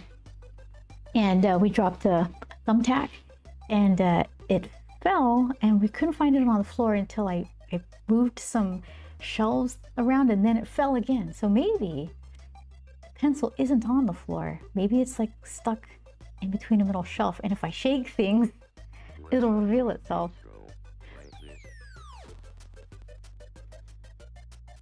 Yeah, I'm gonna have to shake some stuff. All right, so what did I say? I said that middle thing was just about the size of, like the width of his eyes. And it's pretty close to his eyebrows, so that would put it down here. So that would put it like in this range. Okay, decoding the square mystery. I can't possibly afford to sub to everyone I follow. Even tier 1 would cost me at least 100, if not 200 plus. And that would screw over people when I join raids. Yeah, you're not supposed to sub to everyone. No one expects that. You're fine. Even tier 1 would cost me at least 100, if not 200 plus. Like bits. $100? Two people? Oh, $100 if you sub to everybody you follow. Yeah, that's insane. Nobody expects that. And that would screw people when I join raids. How would that screw over people when you join raids?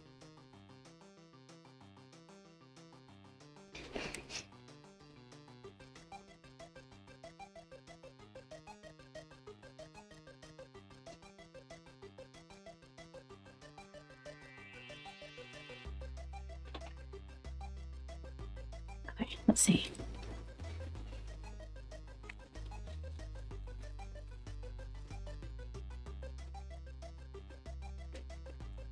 People stream for all kinds of different reasons. Like some people are it's like they're trying to make a living out of it.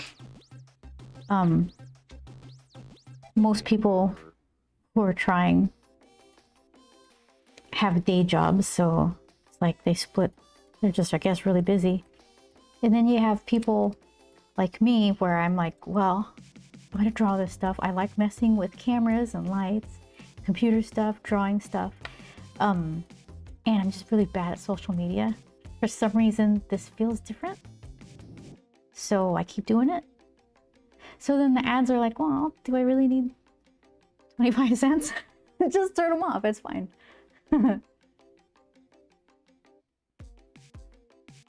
Because ads tend to be drastically louder, so I would find a way to never join raids. Oh no, okay. I wake up in channels I've never heard of all the time. Or you get like, you ever open Twitch and you have a like a gift sub and a bunch of emotes from a channel you've never seen before? Like, what? Okay, thanks. So these are, I'm gonna say this one is like half an eye. Just the light part. So if the, and then the full part is maybe a little bigger. Is this? Okay, so then that maybe, I'm making it square just to get the general placement. It's not gonna stay square.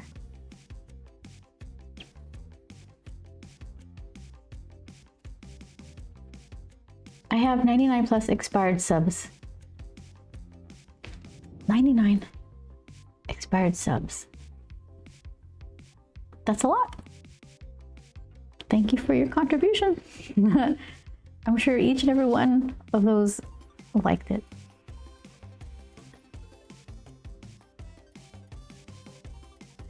Yeah, you know, I'm not into subscriptions in general. I didn't want to, it's not really a subscription, but you know how you can get a cell phone and subsidize the cost of it, so it kind of, your bill goes up every month. Not, it doesn't go up every month. It's higher every month because you're paying for a phone. I don't want to do that. I'll buy the phone outright. I'll save up, I guess, and then it's just mine. I don't want to make payments. If somebody offers like a subscription or a pay in full, save $10 if you pay in full now, I'm like, all right, I'll pay in full, because I hate that. Just, it's like death by 1,000 automatic charges. All right, I think those are probably the right size. I'll round them up.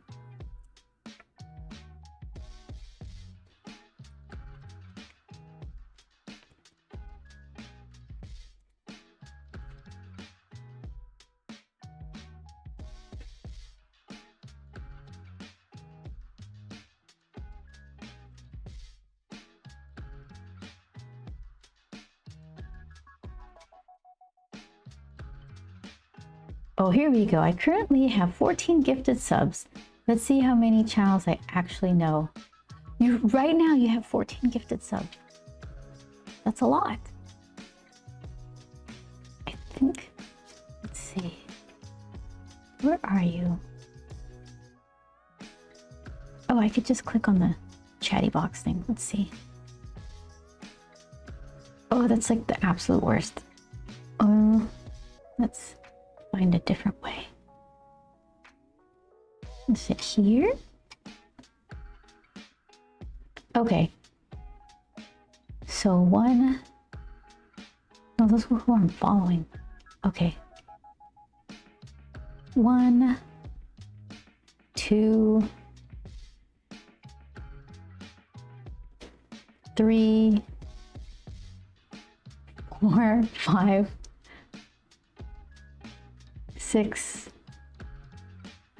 7, 8. 8 gift subs. Not bad.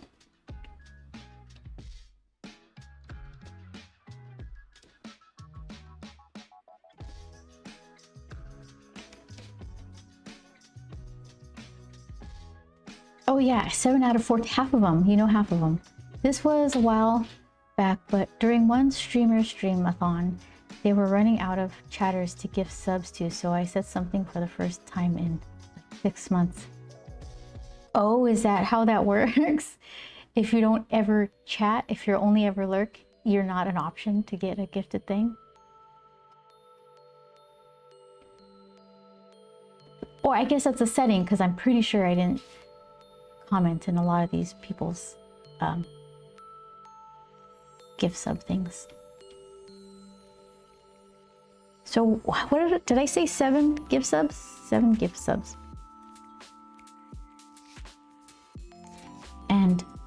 So, let's see.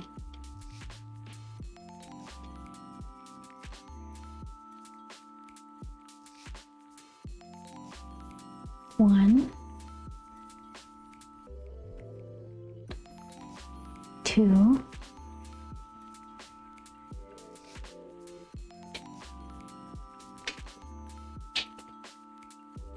three, four. That's pretty close to half. The math is mathing.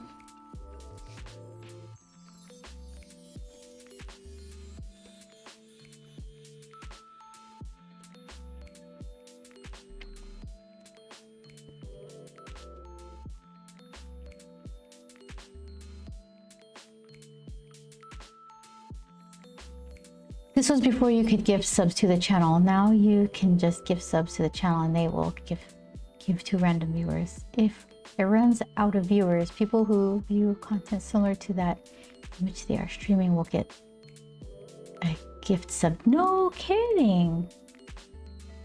Huh. Okay.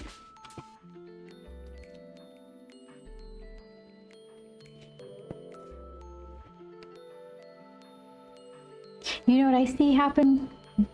I don't know if it's happening more, if now I'm just noticing it. People will create a joke account kind of related to the subject of whatever's happening in chat and gift a sub to that random made-up account, and the streamer's like, oh no way, there's an account of you have stinky feet, or I don't know. Whatever they're talking about.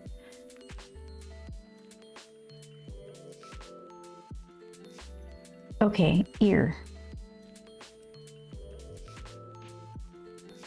Let's see.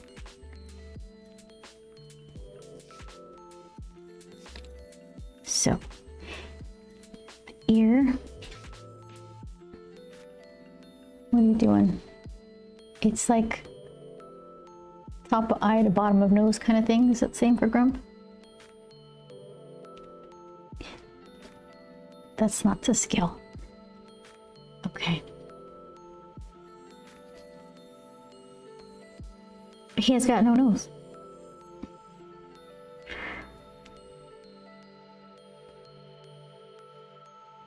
Oh.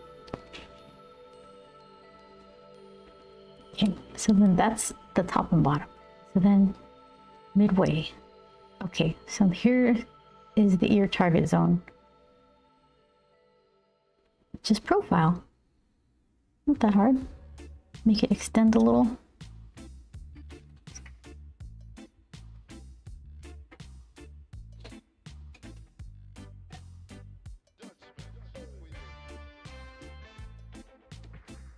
That looks exactly the same. All right, then that's how it stays.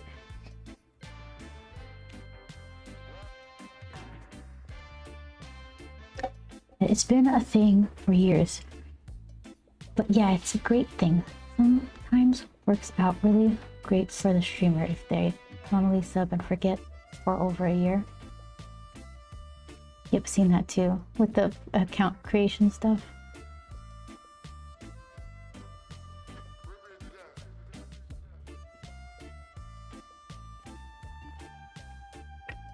Do you or have you ever considered doing the tier 3 subscriptions? Those are crazy.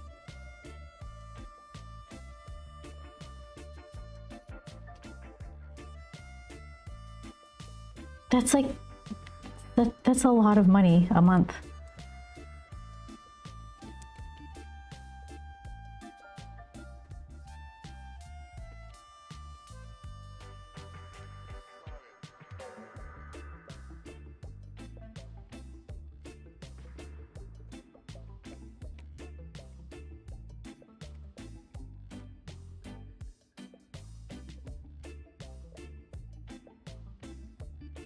Okay, we'll leave that like that.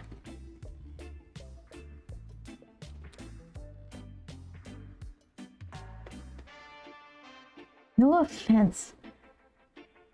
I've yet to see Thank you very much. I've yet to see a streamer make a stream of the quality deemed worthy of that price. You're absolutely right. That's a lot of money. Tier 2, yeah, I did that once.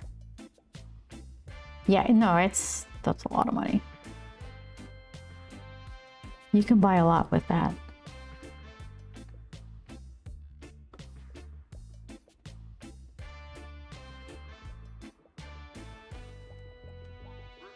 But I appreciate the delicate nature with which you brought that up. That was very kind.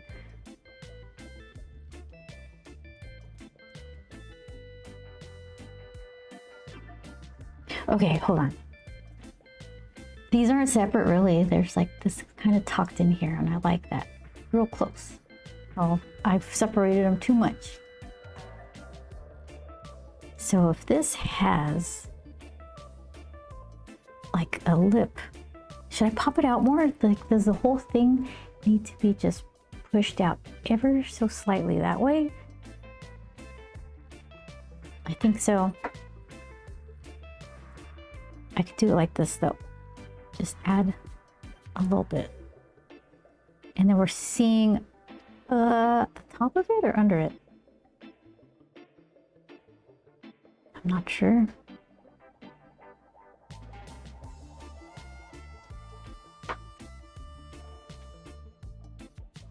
Okay.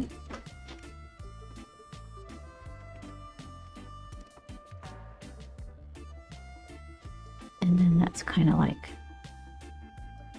the glassy part, the shiny part, and that's maybe too much side. Let's see. Just a tad. Lift it up a little or something. And then I could scooch this. How much frame does it have? It doesn't, it matters, but it's like, I've invented these.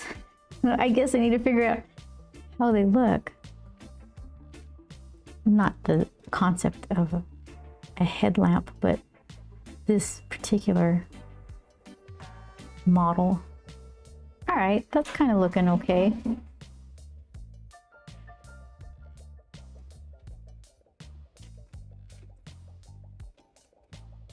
See if it looks better if I can see more of the top. I feel like I should be seeing top because I can see the top of his head. So I should probably be able to see the top of this little light frame thing. Maybe. All right, I'm starting to get a bit tired. Time to eat and then crash so I can be ready for work in the morning. Siege, thank you so much for hanging out. I appreciate it. Hopefully, yeah, get some good snackies. And I hope your work day goes by quickly tomorrow.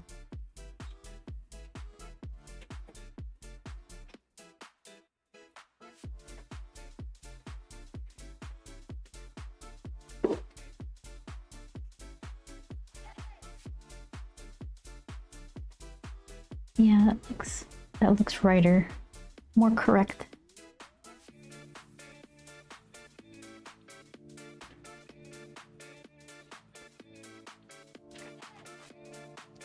So then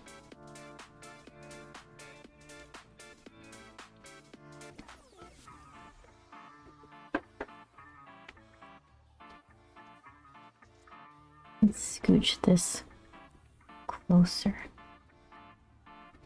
Yeah, I guess that makes sense because the edge here is mid-eye. Mid-eye, that's the edge. And so then the light would be right here. Let's see, on top of the light. Okay. All right, I think I'm figuring it out.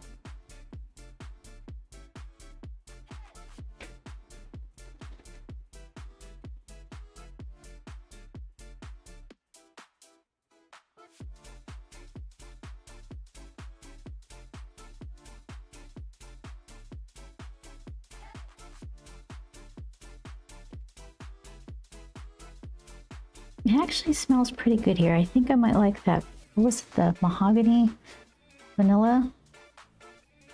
You don't like it? Oh no, okay. It was vetoed. It's a headache. Oh, you unplug it. Okay, so the hunt continues. The scent was vetoed.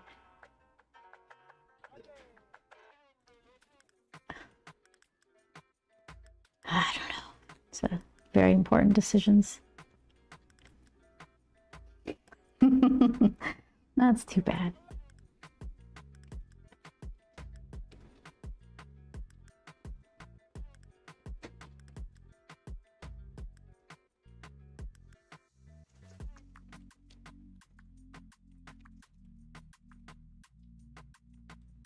Maybe we can find some onsen inspired scents in Japan. That would be heartbreaking though, because then if you find something that's perfect, you're not going to be able to get it again.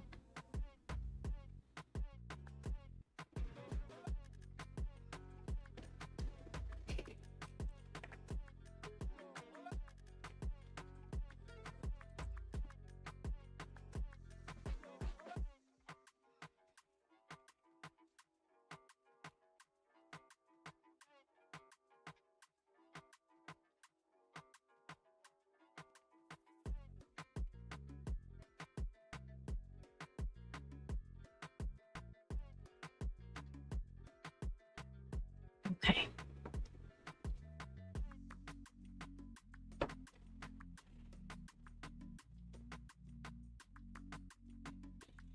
This looks bigger. It looks like it sticks out more. This looks flatter. So make another concentric kind of circle. Pull it out a little more. I think we've decided, I guess if he's looking down, it should come out.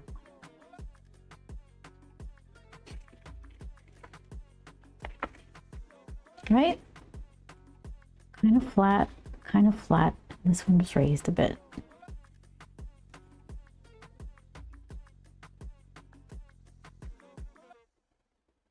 All right.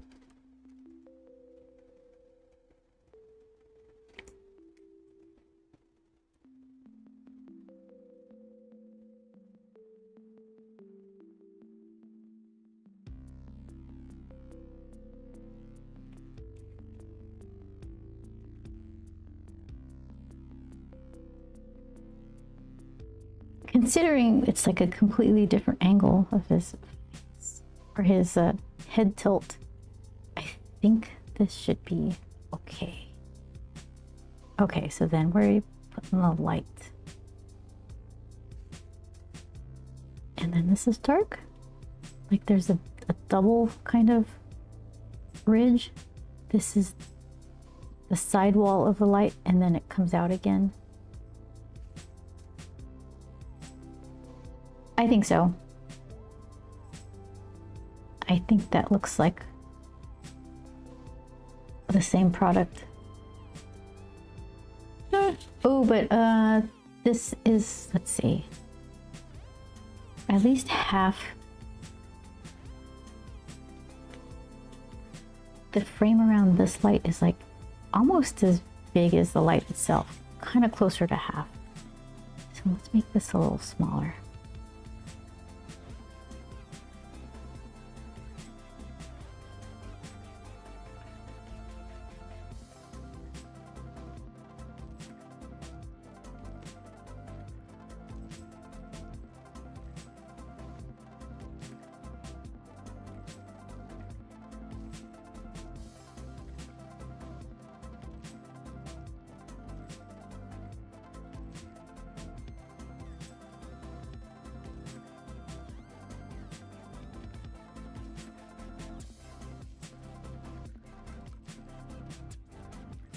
Do we see less of this side? Because we're looking on this side of his face.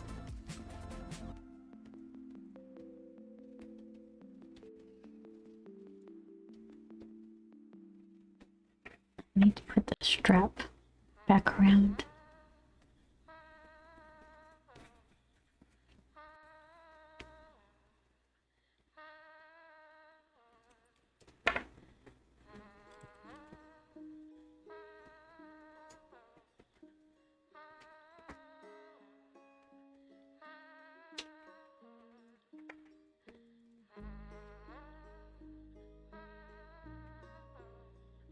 Okay, let's see.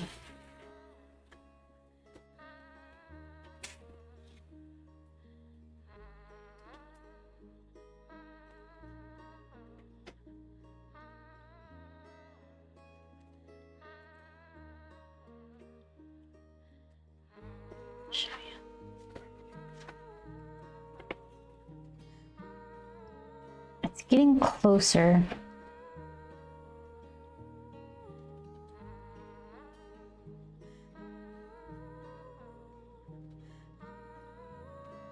I think maybe work on a different area and then come back to it so I can kind of see it with semi-fresh eyes.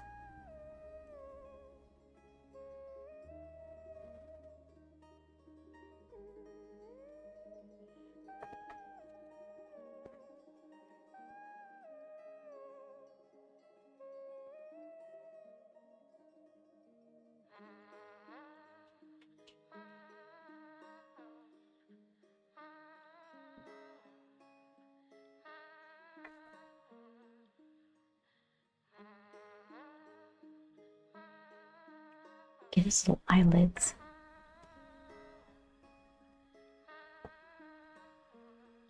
He's got eye capsules. And he'll pop out a little bit.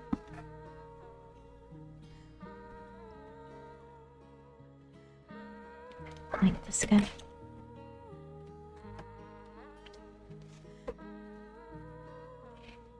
Did I fix? Oh, I didn't. There he is. Eye capsules.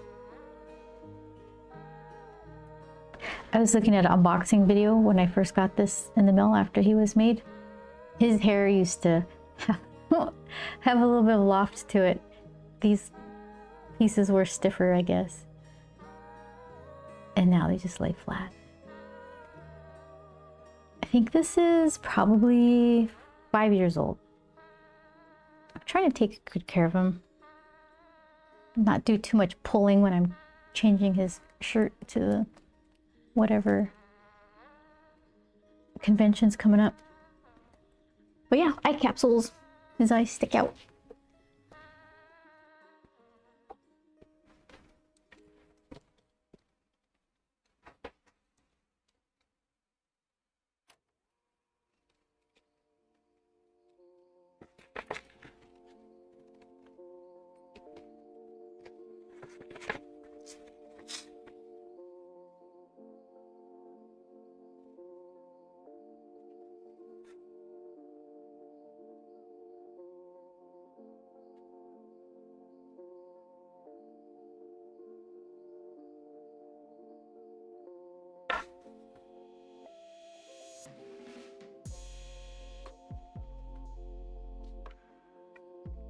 I thought for a second maybe put like a hat on him, hard hat, climbing hat kind of thing, but I like to show off his square head. So it's just lamps on a band.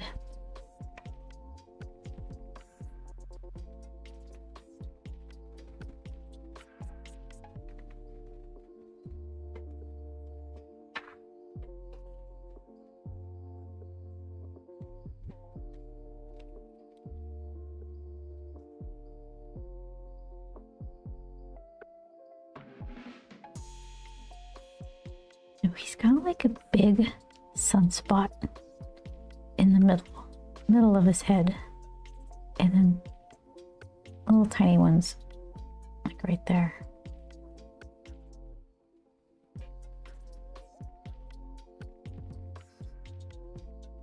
As soon as I put little lines, it looks like hair.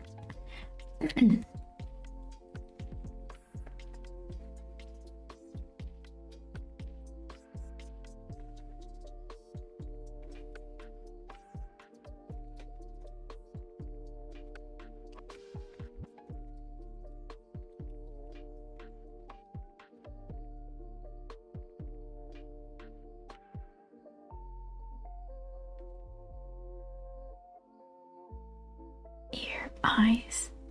Oh, eyebrows.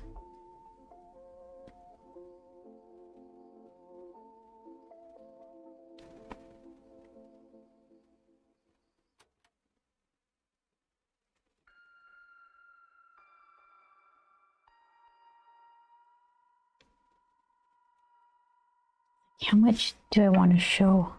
How much are hidden? Gotta see some of it.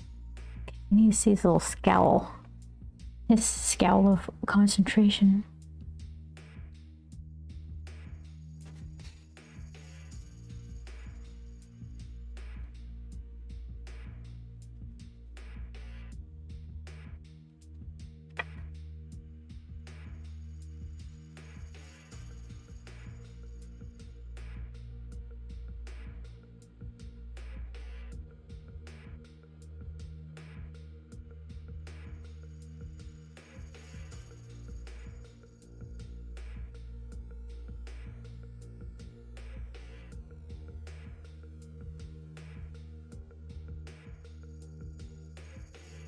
Okay.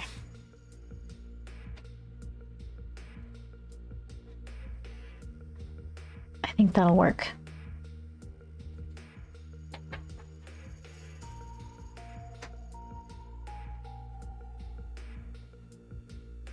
Okay, let's see.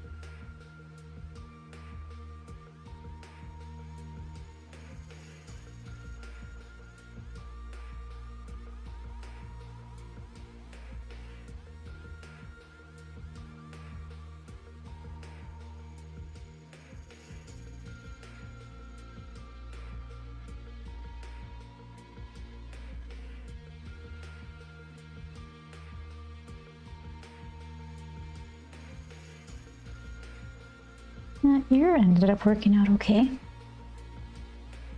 I'll have to compare it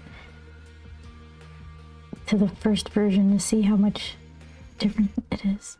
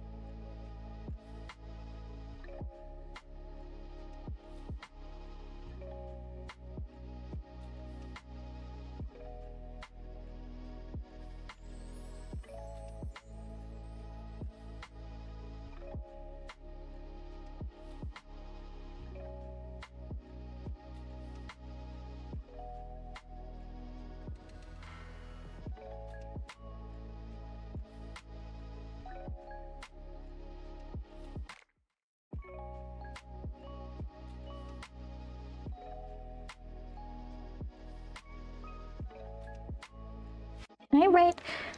I kept forgetting, like, I have a little running list of things I want to see if I could find in Japan. I know I could find little silicone kind of protectors for my finger. What if they have like a super cute one in Japan? Let's see. Did I write it down?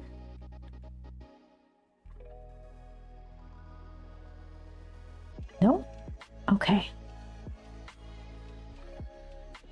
Well, I don't know what they're called. Finger protectors?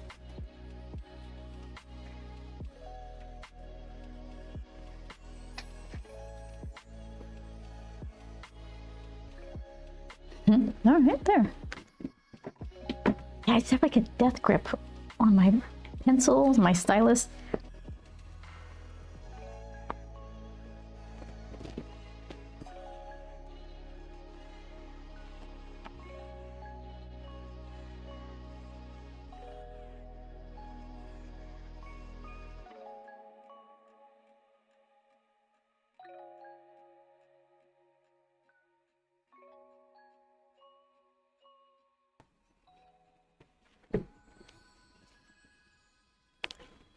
I'll be holding either my pencil or my stylus, and then my fingers slip and it just like flings it across, rolls under a table.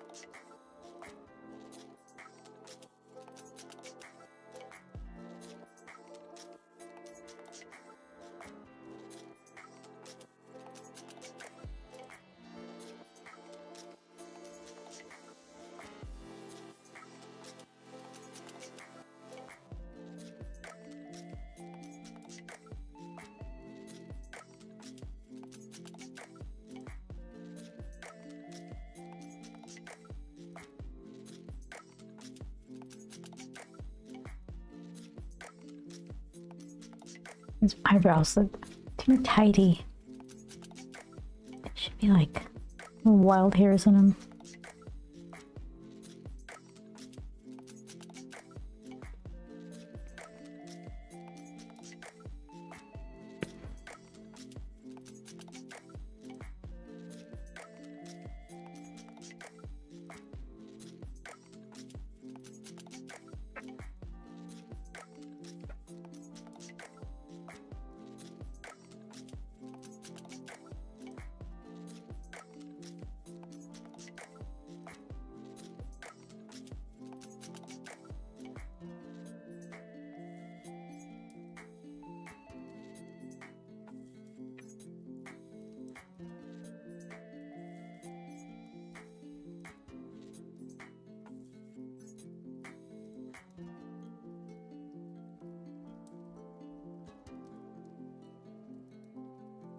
Whoop.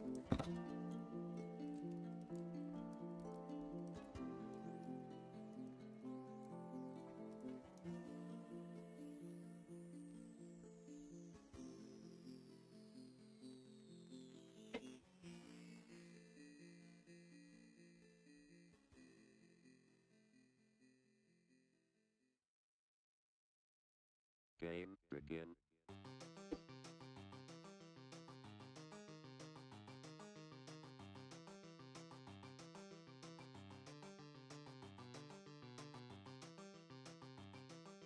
This little string, it's gonna be this one, but let's see.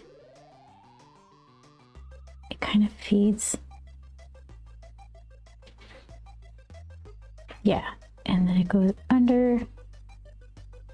He kind of has it in his hand, and it double loops since it's all coming from, kind of coming from the ceiling actually, and it's just one continual. Wait, oh yeah, continual line. When the drum bistro plays this.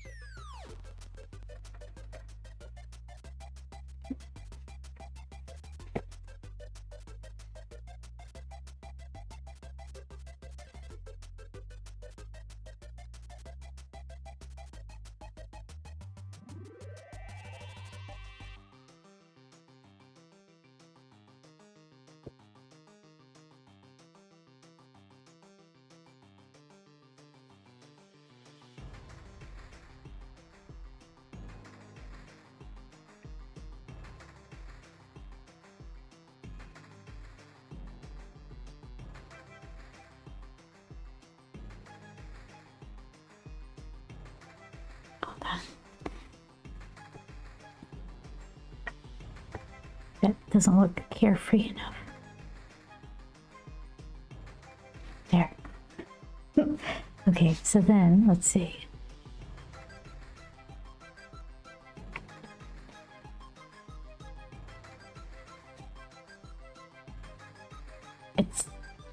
It might be too thin. Maybe. Okay.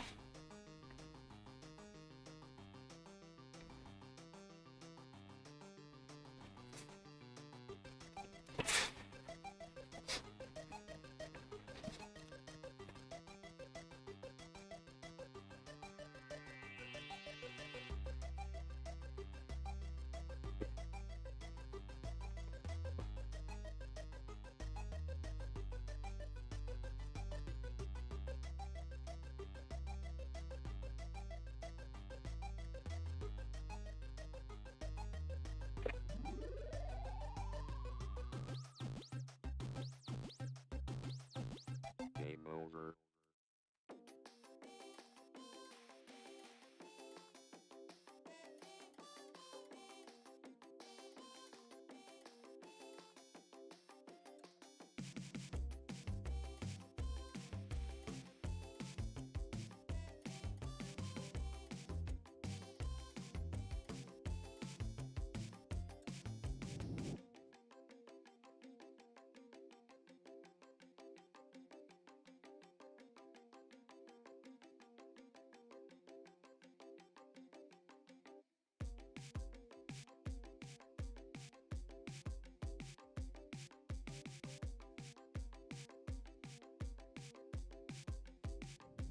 Definitely shouldn't be getting thicker. Well, actually, it's not from the sky, it's coming from across because it's still so far under him. So I think I could just leave it.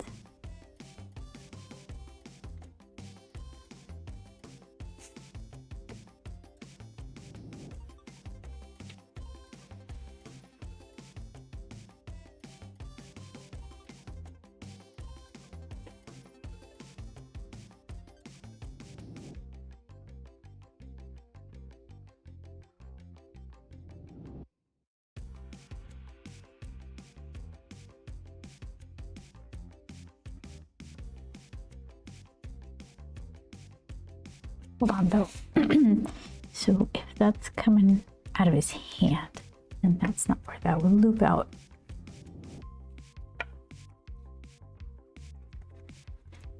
If it's coming from his hand, maybe.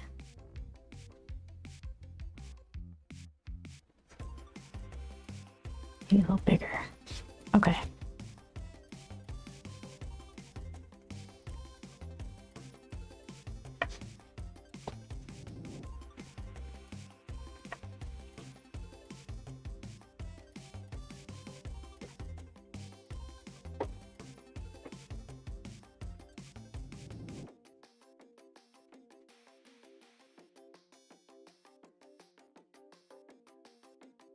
Needs work.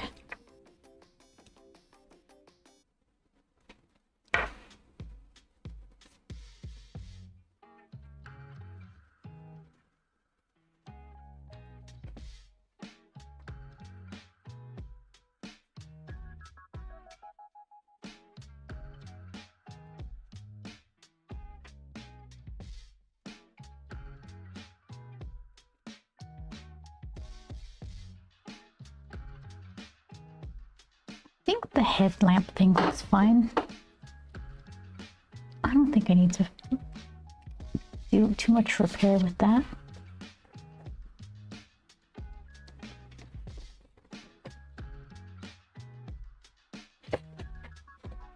I think so. All right, do it.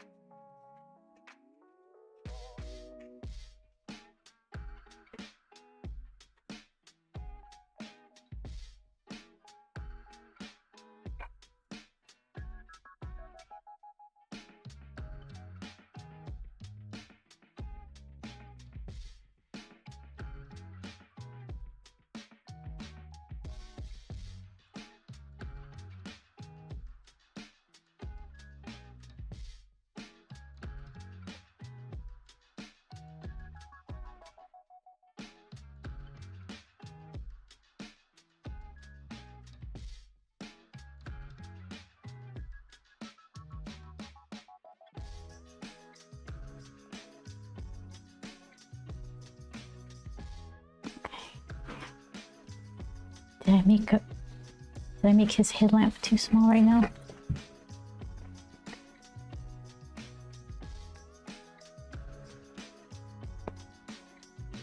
I overshadowed.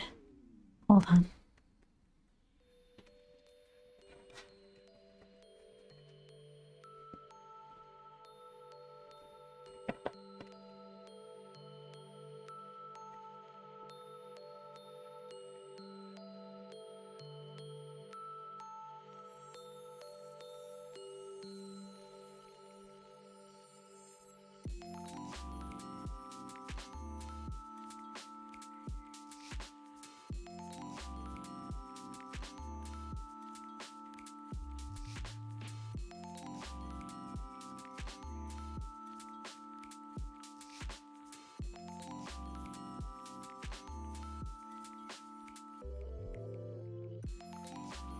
Better if I could just render what it looks like when light is reflecting off it, since this light will be on. But I'm used to doing that in Photoshop, not in, like, line art.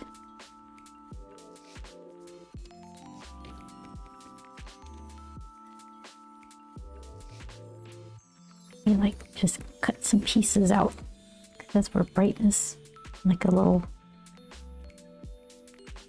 Not so much like a flare, lens flare, but yeah, we'll see.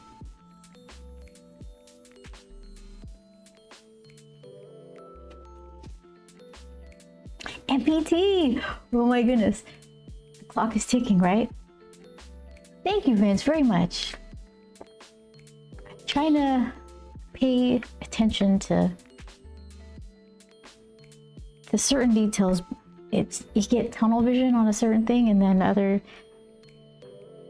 don't see it until I come back like a week later. I'm like, oh no, that's not facing the right angle, or that doesn't look like how you drew it in the other panel. So trying. We're so close as MPT. I know. I'm so excited.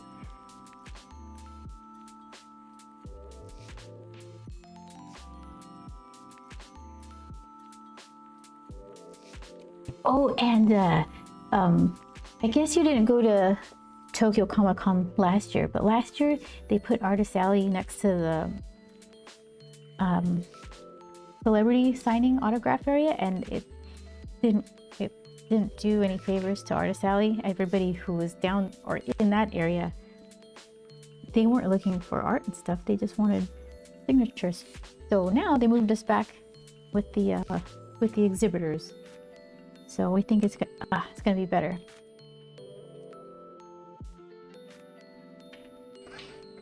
We're only going to be there Friday and Saturday. That's a lot. That's 2 out of 3 days. Husbando has to take the Japanese language test on Sunday. Oh, good luck to him. Whose Japanese is stronger, yours or his?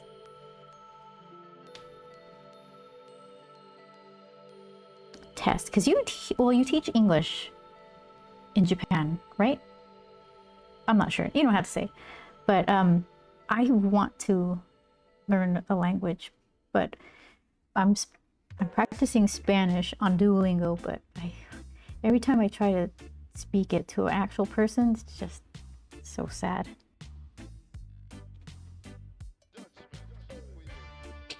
Oh, definitely his at this point. I don't teach anymore, but he still does. Okay. Oh, look what I learned. Okay. My penmanship is gonna be like a little kid learning to write. Here, look at this. Let me get a darker pen. Get ready to be impressed. Okay.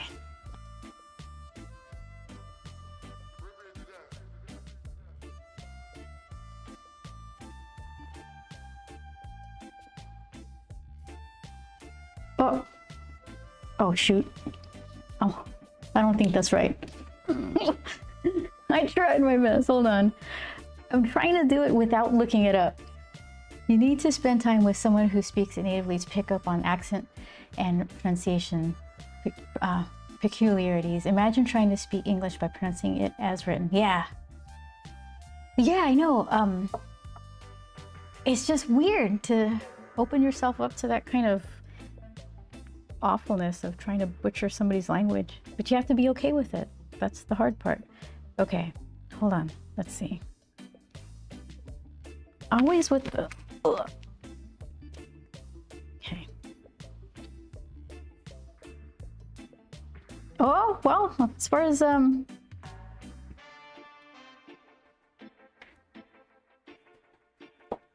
Okay. Beth, Google says, or Google Translate says I did it well enough.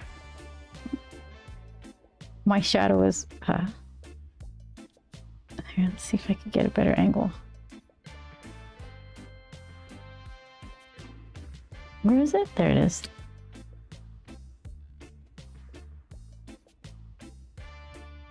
There we go. Oh. I can't do both, like show it and scan it. Here, let's see how I could improve. Oh, this isn't the Japanese version.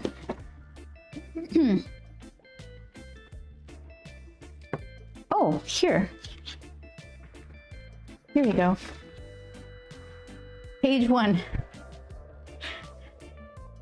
There. How's that? Is that better?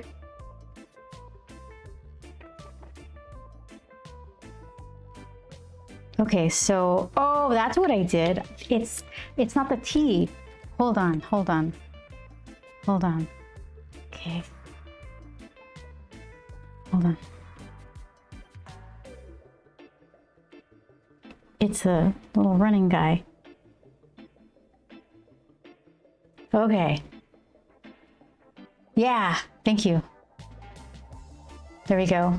That's the one. Trying from memory is, I wanted to try before I looked it up, because that gives me the true sense of what I actually know, which is not enough. Heck yeah. Okay, so I'm gonna try one more. This is kind of nonsense, but I don't know if it's supposed to go down a little bit or if that's just like a font thing.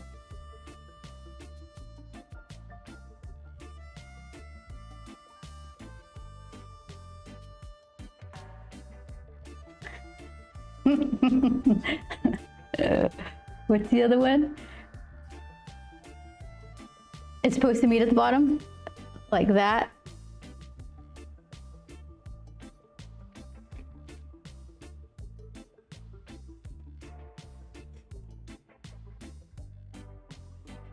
I thought it had like little legs, little feetsies. But it's like the same as, I was confused since I'm not really studying this. Is it like sans script? What is that? I can't remember the font name of it actually. The stroke order was better. Oh yeah, stroke order, I have zero idea. I don't see people writing this. I'm just copying it.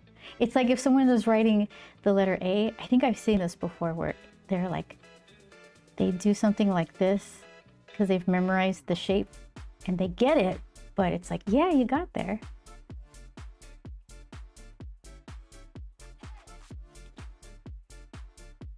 Stroke order. I've never seen anybody write these. Hold on, one more. This one, let's see. Okay, this I'm not sure. It's gonna be, it's like banana. I don't think that's right.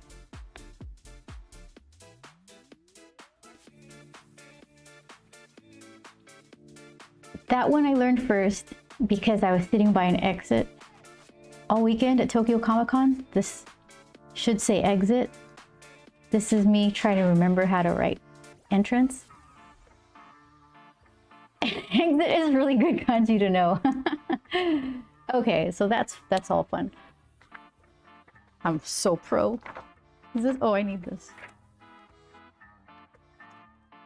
Yeah, I'm gonna keep trying to randomly just write it without looking it up, so that way I can kind of test what I remember.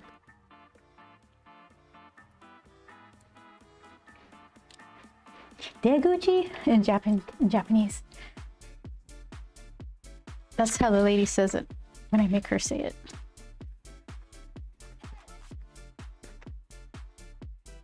Mouth. Okay, so it's like the exit mouth and the entrance mouth, like opening kind of mouth. It's such an interesting way to write. I have no idea. Okay.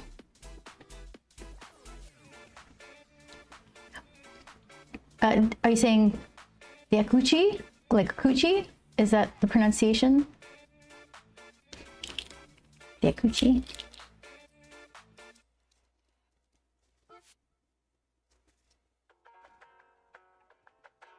Oh, okay. There you go.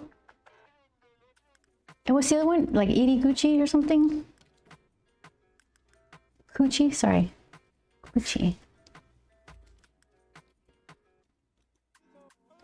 Okay, and then the word for cute and scary are similar, right? Like kawaii is cute and kawaii or something is scary, or something. I think I made that mistake. Well, yep, says Chris. So exit is dekuchi.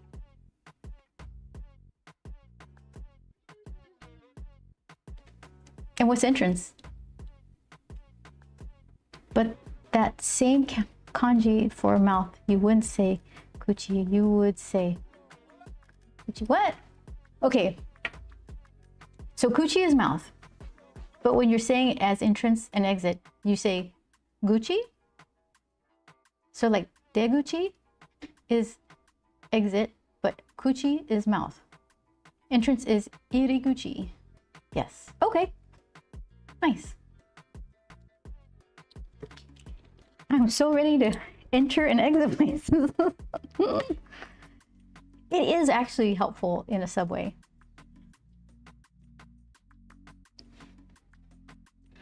I love your excitement because I'm excited too. It's like I learn best when we were talking about that with Siege, like be interested in something. It's so much easier to learn it rather than to just doing this thing, I have to memorize this stuff. So I'm learning these nonsense words that aren't really helpful. Like I'm not introducing myself to anyone. I'm not asking for where the bathroom is. I'm learning random things because I want to. And it's from that I'll build maybe the more sensible phrases. It can be a bit confusing when you're first learning, but when you start picking it up more, you get a feel for it. I love listening to it. I'm watching, there's a series on Netflix. I think it was from the or maybe even the 90s, early 2000s. These little kids in Japan, they would send them off to do errands for their mom, like alone. I think it's called Old Enough. And it's so cute, and I love hearing the language and hearing the kids speak it. And the subtitles will indicate if the kid is mispronouncing the product that they're trying to find. What did they say? They were looking for flour, and so the subtitles were saying they were pronouncing wower. Obviously not, but they were making creative choices to let us know. It was cute. And the kids going on their little adventures, they've got no fewer than 5 people surrounding them, kind of disguised as pedestrians, and they have boxes that they're carrying, or purses, or shopping baskets that have cutouts for the cameras, so the kids think that they're alone. So that was nice. But nothing's gonna happen to them in Japan anyway. Everybody's like so helpful. This is where immersion helps, because you learn as you need to find the words, yeah, and then associate that need struggle with what you learned. Right, because then those are the things you encounter and you use them right away and they stick. like exit. Why do I need to know how to write exit? So there is step one. I'm so interested in how the letters, the kanji, builds on itself to create other words and meanings and sounds. But that's a challenge for another day. For example, saying irikuchi might be difficult to say, so it gets changed to guchi because it flows easier. Yeah, that I could see that.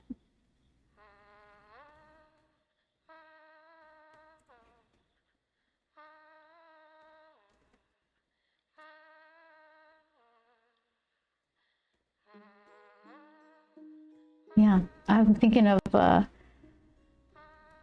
when I'm hearing the TV show, there are sounds that come up a lot. I'm like, what is that word? Deska?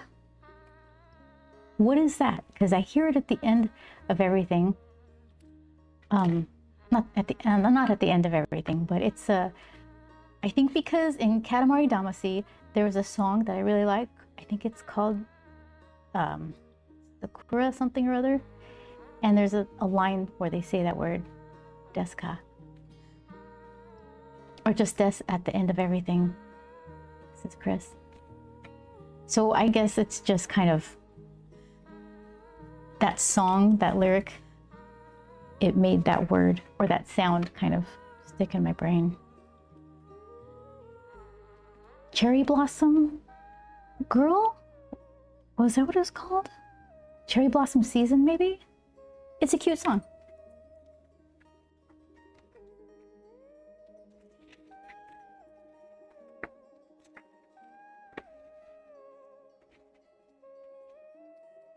Gozaimasu. A lot of gozaimasu at the end of a lot of stuff that I wouldn't expect it to be. It's like is it a amplifier to a lot of sentiments or something?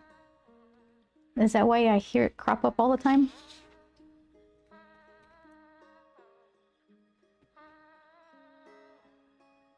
Obviously, it's like arigatou gozaimasu. Domo arigatou gozaimasu. But I hear it in news from Anchor people and their news programs too.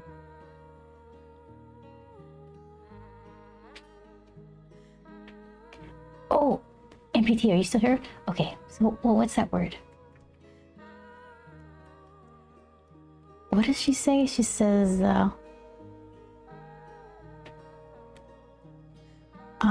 it's like welcome back, but in Japanese. Gozaimasu is kaigo, technically, I think. What? It's a phrase that makes things super polite. Okay. Oh. All right. That makes sense. It is a modifier of sorts, like, but not to emphasize it, not to make more. It's not like very much. It's more like super polite.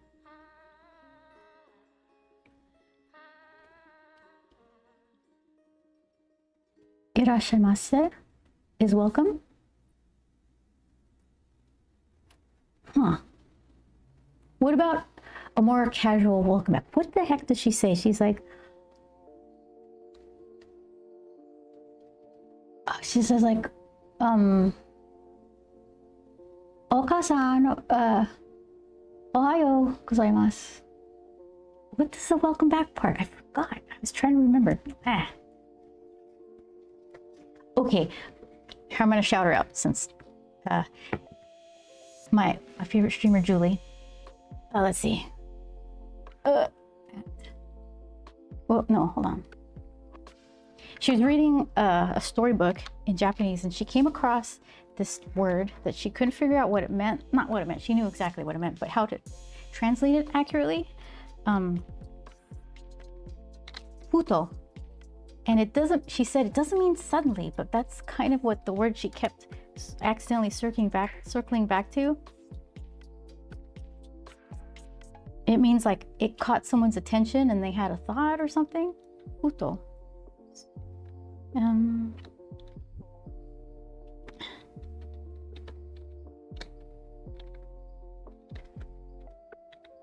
my goodness.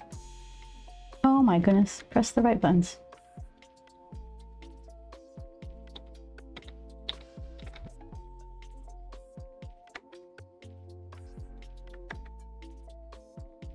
Okay, phew.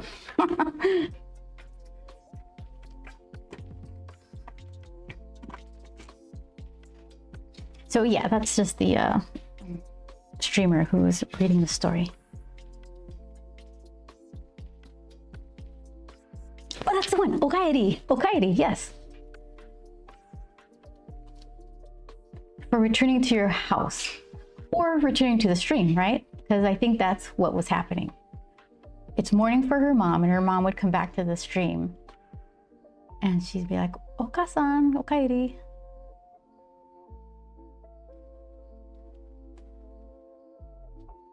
Yeah. And it was weird to not see it spelled and try to Google it. Because I was like, O-K-I-E-D-Y? Well, nothing's coming up. Are we cursing in Spanish, says Vince? I think so. I probably am. With my pronunciation.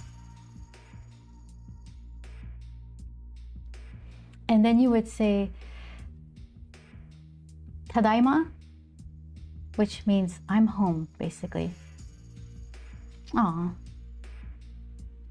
That sounds so nice. Okaeri was absolutely the word I was trying to think of.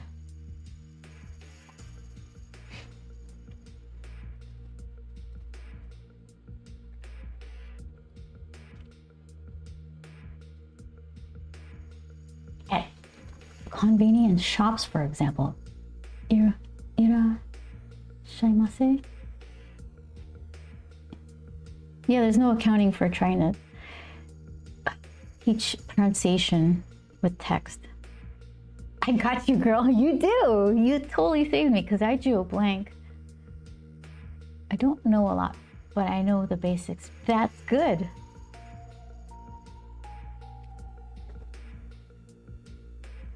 That's more than plenty of people.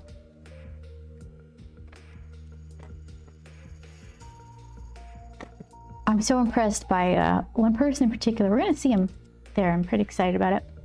His native language is French. He said, I don't know how fluent he is in Japanese. He's fluent enough.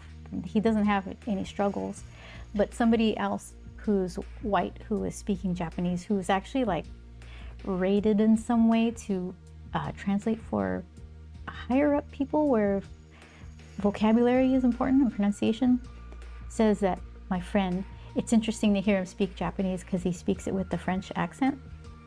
And so this guy, he speaks French, Japanese. He's learning. He said he's learning Spanish, but his Spanish is better than his English, and his English is fine. Maybe once in a great while he'll struggle to find some obscure word, but that's a lot of languages. So I'm not even perfect at English, so I don't know. I'm just impressed. I like that.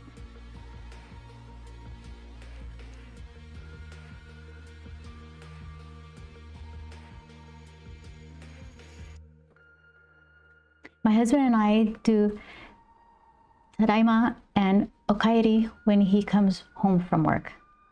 Oh.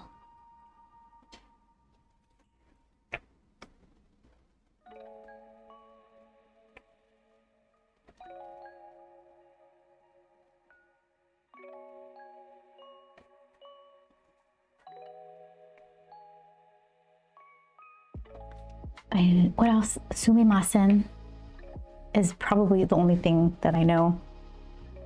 It's like, excuse me.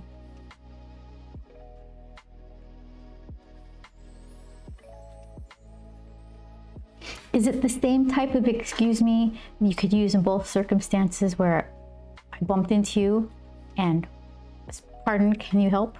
Like, pardon me, like get somebody's attention and to apologize for getting in their way? Is it the same? Sumimasen?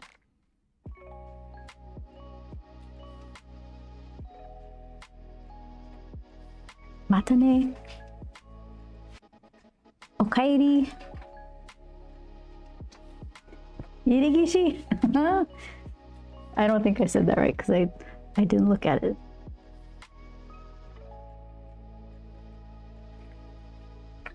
Depends on context. Yeah, sumimasen is pretty universal. Okay, good.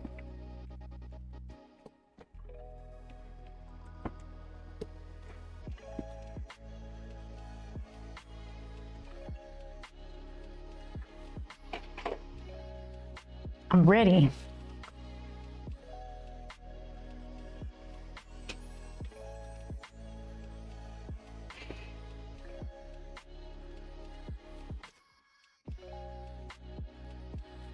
So you can use it for bumping into someone as an apology, or you can use it to grab someone's attention. Perfect.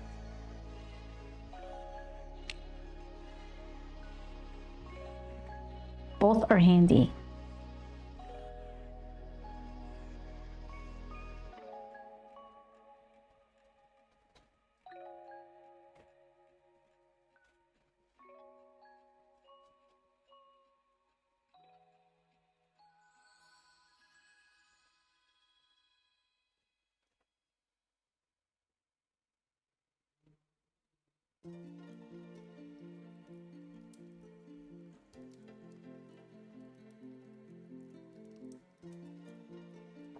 Okay, let's see.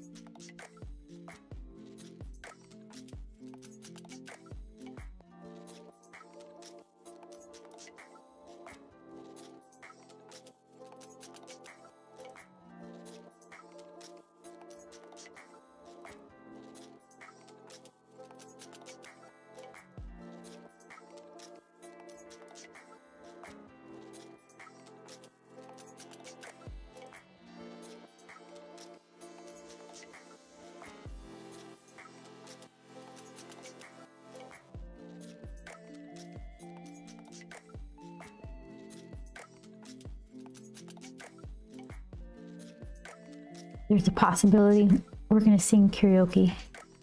I'm gonna have to brush up on that Bling Bang Bang Born song. I still only know the beginning. I don't think anyone wants to hear me sing the whole thing though. It's such a good song. That and Doppelganger.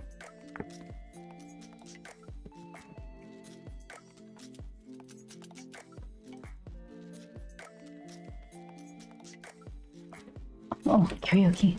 Karaoke. Karaoke? Is that how you say it? In Japan, it's so much fun.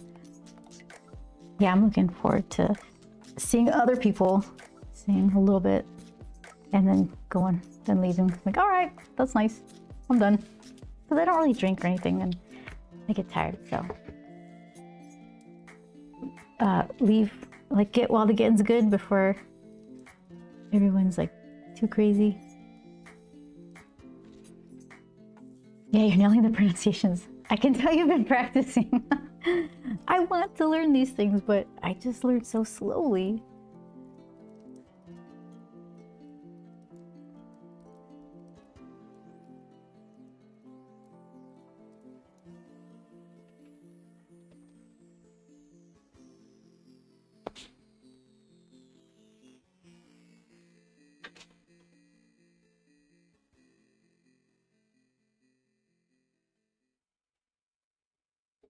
Game. For otaku credit, all you need to know is Zenkoku, Zen-koku na... Oh. Hold on. That looks like a shop name. Or a place where they have good shops. That's a lot of words.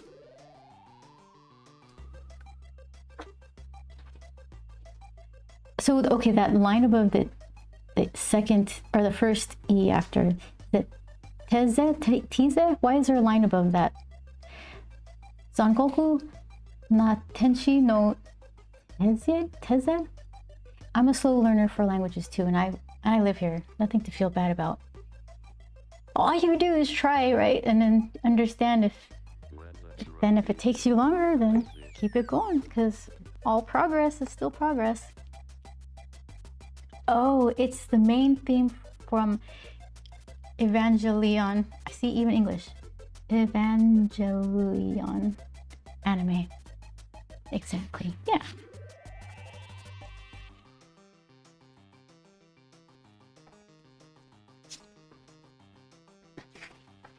That's probably happened to me one too many times where it's like, see, if you would have started, you would have been done by now.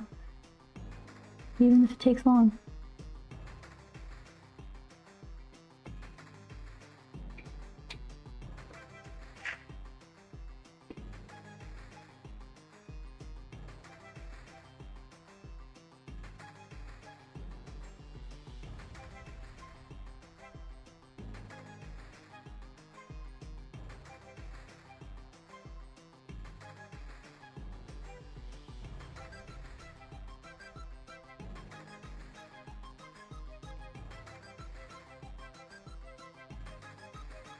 Okay, so hold on. His little head spot. I think I could do better. I need to make little crosshairs so I can somewhat center it. So if I'm saying this is the mid part, so then this is that, then that's probably why. It's gonna curve over a little bit. Okay, and then what's the middle part here?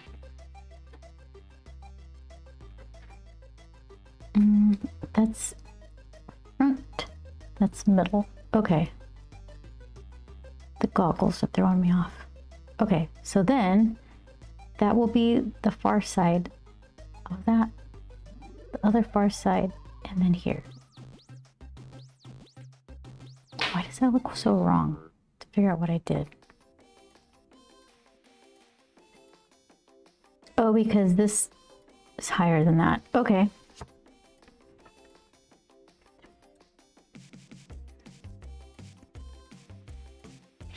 Because structurally, you got problems. So now you try to build on it. You got no base to measure things.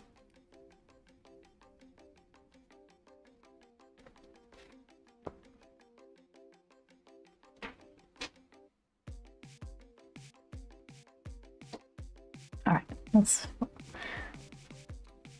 see.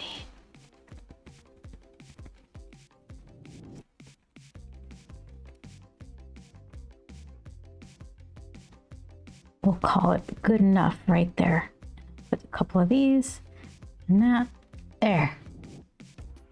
It's a sunspot. It's not supposed to be perfect.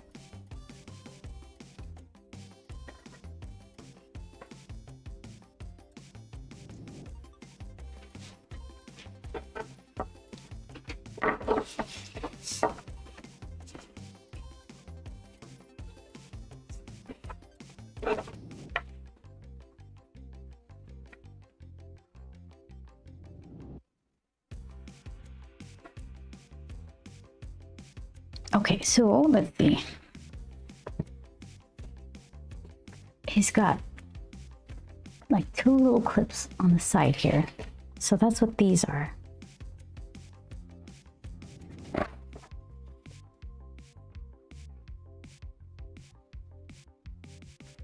And this one's kind of hidden. It would be right about there. And then this weird foreshortened, distorted, kind of V-shaped clip that's throwing me the heck off because his little body is all tweaked.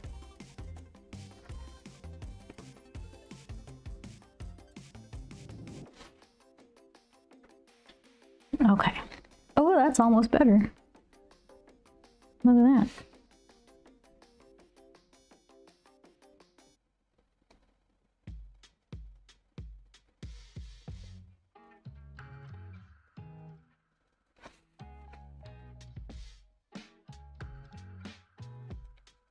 Drew Dog, hi. Good evening, Beth. What be the plans for the Gomez and Sotelo Thanksgiving 25? I'm in charge of pumpkin pie. And I'm kind of sweating it because I'm not much of a baker. And I'm gonna go try to find the best one I can at the market. They've got good varieties. You know what pies I don't like? The pies from Sprouts. I like Sprouts otherwise, but the pie crust is like, it tastes like wheat bread or something. I don't know what it is. Something off about it. So no Sprouts pies. I'm getting an apple pie because I know a great place for those. And then I'm just gonna wing it for the pumpkin. If I could find a Julienne pumpkin pie, that would be choice number one. All their pies are really good. And I was kind of considering whether I'm going to make whipped cream or buy whipped cream because the kitchen might be crowded.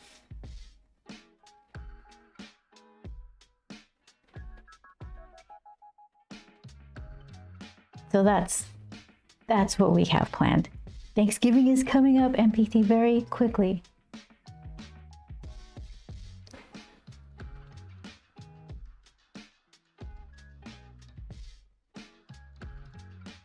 It is coming up. Okay, where's my little...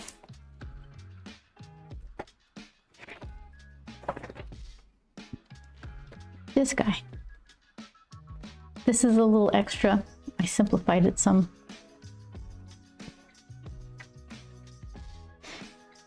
Okay, so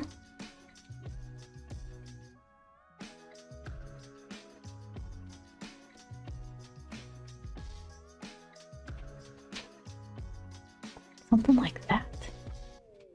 And then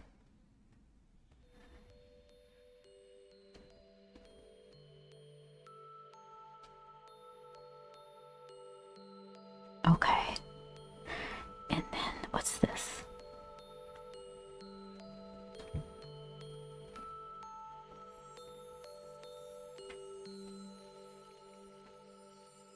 And then what happens here?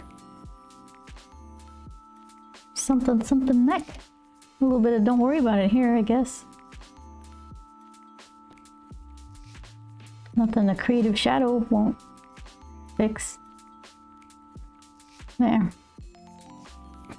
Solved. Oh, someone got a delivery. You got this. Thank you, your dog.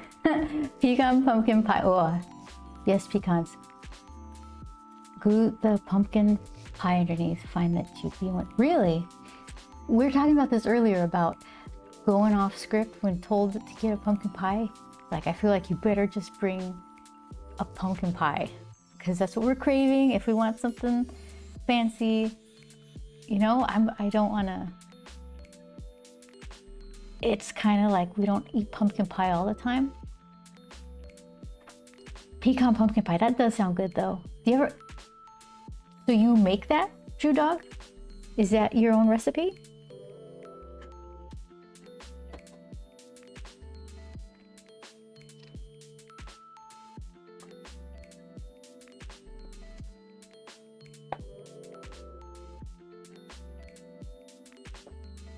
Okay, so this is the underside of one of his harnesses.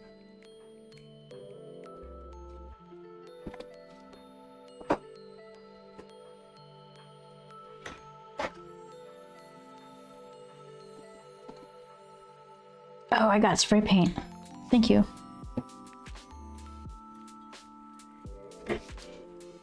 Let's see.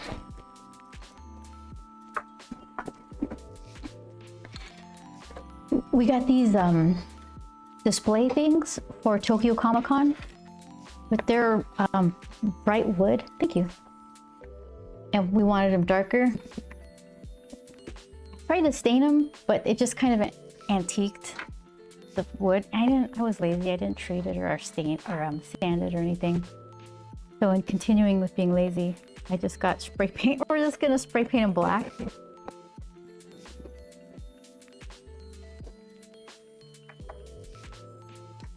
Okay.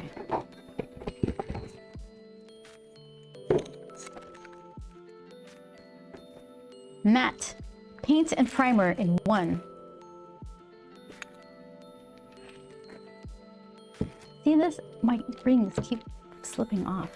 I need to get them sired. Okay. So this has to work, right? I'll just spray over my dried things. Farmhouse Black, Universal Advanced Formula Paint Primer, any surface, fast drying. And words that are too small for me to see. I'm sure it's fine. Like, don't throw it into fire, right? Annoying lizard. I've never met an annoying lizard. Howdy. Hi. Shadow. What are you doing? As long as the surface is clean and not too smooth, shiny. Ah, it might be shiny. Mitty is heckin' fun to hang out with. What happened? Did I miss something? Let's see. You're gonna... Oh, okay. Getting popcorn. Getting crazy. Drew Dog says, I love Latin food. Turkey tamales. Yeah. Me too. Okay, so Chris says I should do the thing. I don't have any sandpaper. So you're saying, okay, Chris, I need to validate my laziness. What happens if I just use this to spray the things as is? I tried to stain them, so they got a little bit of stain on it, oil-based stain, probably dry. What will happen when I spray it with this? Will it last one weekend? Oh, amazing, annoying lizard, sorry. Yeah, there are no such things as annoying lizards. They're all really cute and handy. I think they make products specifically for locking in art, I believe. Okay, sure. I'm going to actually, Wolf, welcome into the channel. Annoying lizard, and who else was it? Oh, Shadow, you know me. I'm going to Tokyo Comic Con. I live in California and I'm a comic book artist. So my husband and I go to conventions every now and again, and we're lucky to go to Tokyo Comic Con.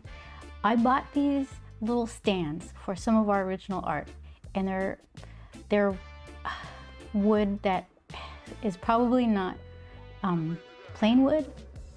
It's somewhat sealed. So I tried to stain them and they weren't black enough. So I got this black spray paint just because I don't want to mess with it. I'm just gonna spray them. I'm thinking it might peel off, but I'm like, will it last 3 days? Is it worth it? Do I have to go get sandpaper? So these are the conundrums. So far I have this. It says it sticks to plastic. Plastic is shiny.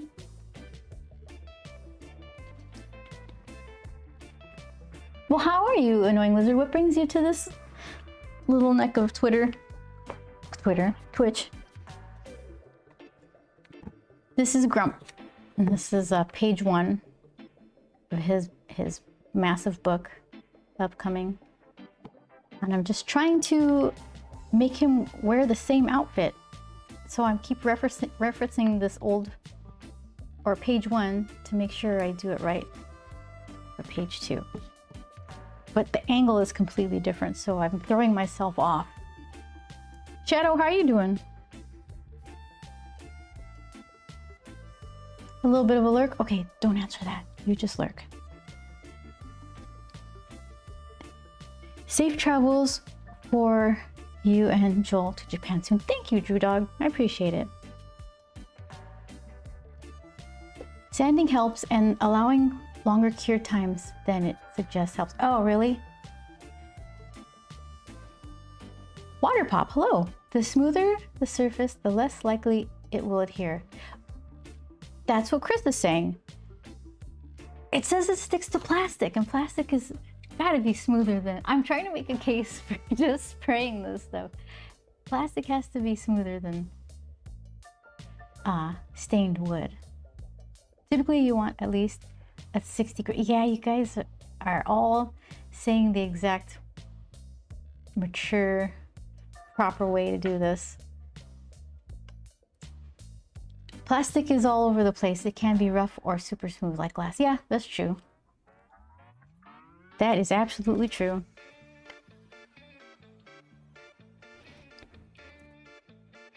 Also, I'm gonna take that can with me to Thanksgiving and just excuse myself in the backyard and spray these things. I've got no place to spray paint. Ah, my goodness, what did I do? Hold on. Okay, so this is, I'm gonna draw the center line here because I need to figure out where the center is of this little ring thing. Okay, so I gotta scooch it over a little bit still. Maybe not that much. Did I? Okay, hold on. There we go. At least alcohol prep. That I could do. Water pop. I could rub alcohol on it like a champion. YOLO, spray it. If it goes wrong, send it down and try again. Yeah. And, you know, the material isn't the issue. Says water pop. Annoying Lizard says, I'm doing okay, just browsing Twitch, looking for cool people. Oh, welcome in. Enjoy your stay. Yeah, this is, I had this plushie made of my character a while back. There he is. He goes to conventions too. This is his bootleg San Diego Comic-Con badge. This is his book in translated, or his name translated in Japanese. This is my name. I learned how to spell it. Is that my last name? Whoa. All right. That's my next goal then. Learn how to write my last name.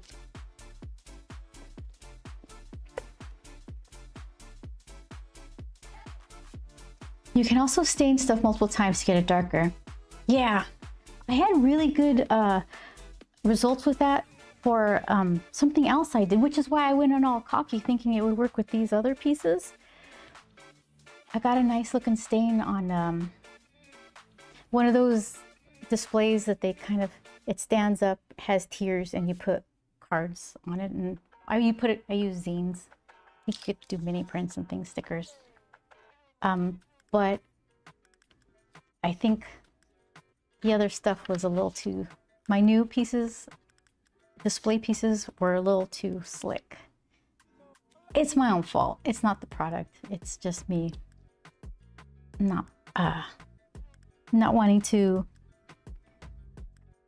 follow the directions. Oh, thank you so much for the follow. This I'll take time on. I'll figure this out. But certain things, like I guess something's got to give, right? Okay, that's where that goes.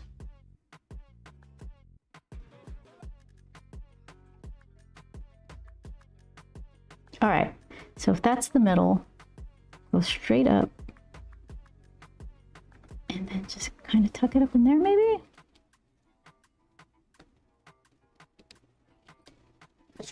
Did I? Yeah, I fixed that. My pleasure. Thank you so much. Annoying Lizard.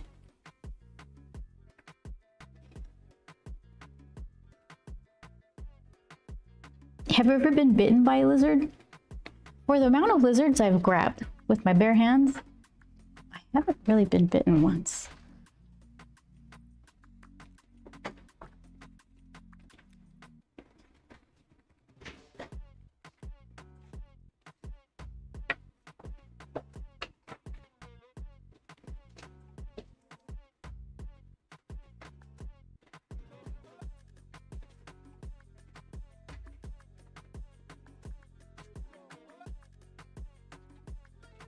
Mitty is truly the sweetest person on Twitch. Thank you very much. I appreciate that. I'm in Iowa. We don't have lizards. Oh, there aren't any lizards in Iowa. Is that true? 0 lizards? They're so cute. I guess if you don't have them, you would be annoyed by them. Because they're not your thing. What do they have? Oh, snakes. Well, we got snakes here too, but not like hanging out around like lizards. Lizards will be on your walk. Walking a dog, walking to lunch. You might see a lizard. Some areas. It's getting better or worse? This is his outfit. Like, this is the extra version. There's more details, more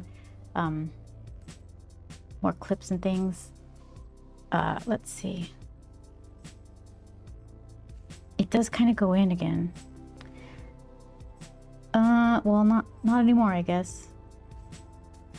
I was thinking it kind of curves back up, and I didn't do that here. But I would need so much more room. I guess I'm changing the design. There you go. It is written.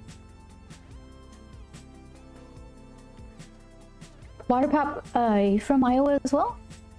Mice, chipmunk, groundhog. We have... I don't think we have chipmunks where I am. Los Angeles?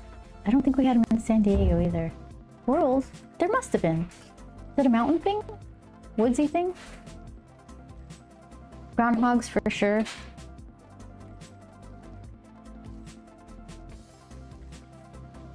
Okay, so then, if that is right there, then we're gonna see more of that clip. Which I scooched things over.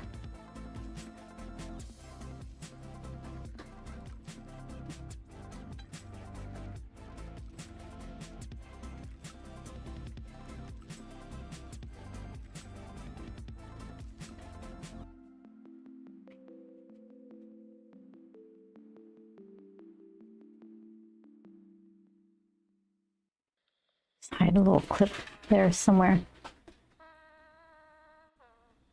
It should be thinner.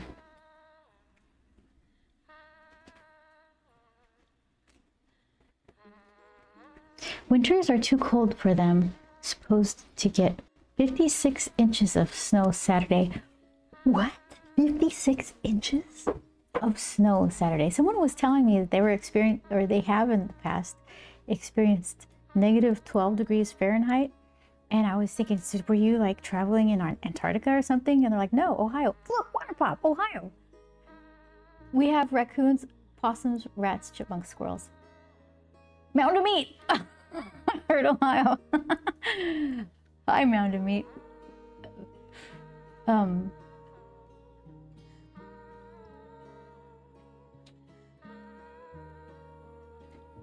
But I question the weatherman's ability to do his job. They're, they try their best. They do their best. Weathermen exaggerate by 3 times and weatherwomen downplay by 3. Oh, you think so? That's interesting. Whatever it is, like, don't even listen to them if they're talking about something more than 3 days away. Mound of Meat. You agree? Midwest gang? Oh, okay. Look at you, little party emotes. Yeah, I keep checking Tokyo, and it's like 10 days away or something, and I'm thinking that's probably not gonna hold. By the time that day comes around, I'm sure it's gonna be rainy and all kinds of stuff. How you been, Mound of Meat? Oh, look at that. Who is that fetching? Let's see, emote.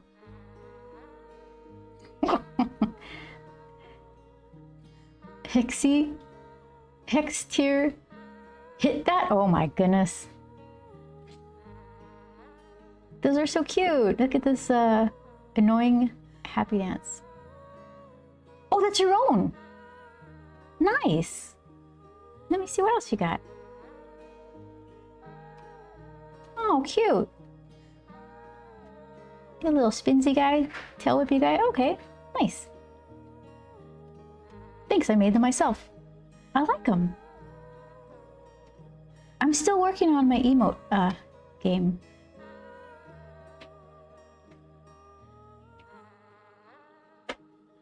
Oh. You attack, white attack, fight. Sleep, what is that? I'm just looking at you guys' pictures now. Penny Flex. That's cute.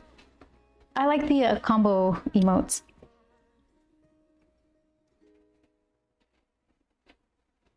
Do you have any that go vertically? Like they stack really nicely?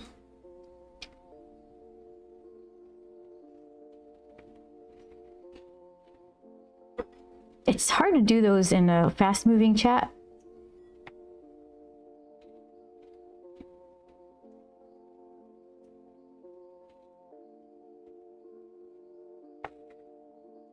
Okay, I think I can get away with that. It looks kind of weird though, right? As soon as I look at it in the monitor, in my monitor, it's like, nah, you done did it wrong. So then that goes up higher. Okay.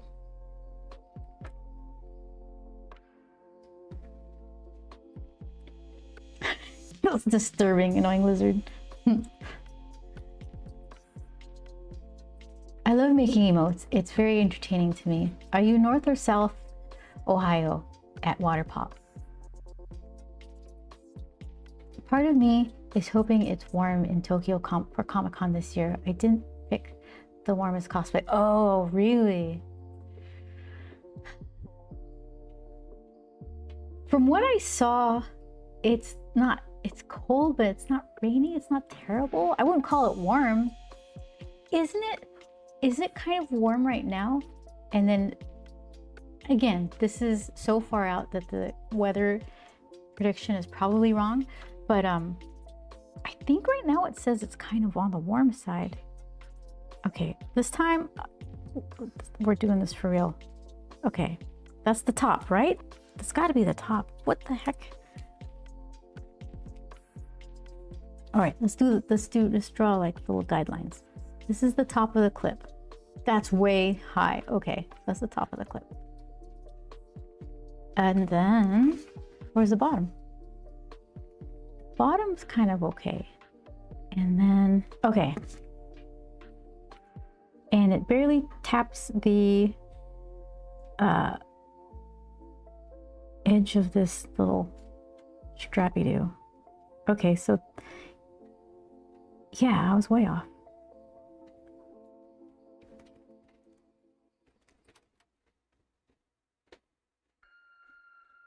And then this isn't shaped like that.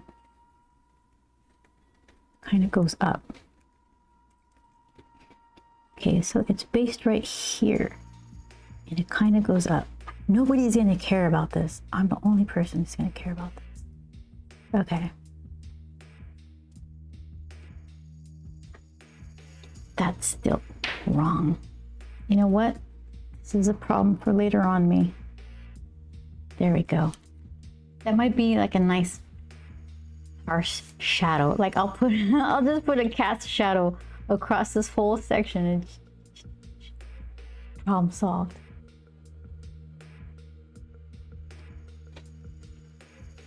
No vert stack, says Water Pop. Buy more art! Oh. Do you hang out at Julie's stream, or did somebody gift you that? Wait, so if you have Buy More Art, you have the Puking Julie. Do the Puking Julie. That's like the perfect stack. Smack dab in the middle. My condolences. Oh, for location?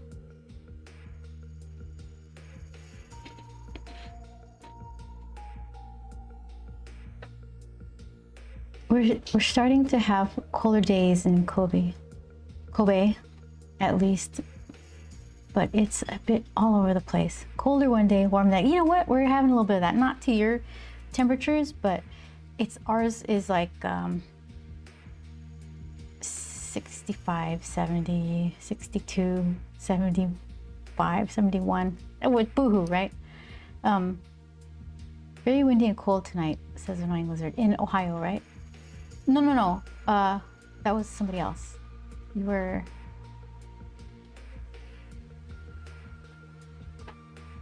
Water Pops, Ohio. Iowa, okay. I've definitely seen Water Pop around the Twitch art scene. Oh, nice. Hi, you lizard. Yeah, I stream Thursdays. Oh, okay. Let's see. Oh, let's make that easy for everyone.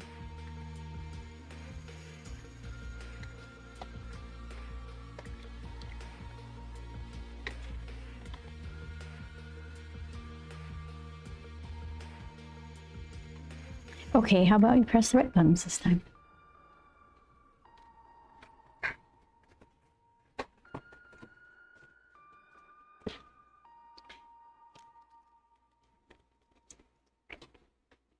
Okay, Water Pop, if you don't post the Julie Puke series of vertical emotes, I'm gonna riot.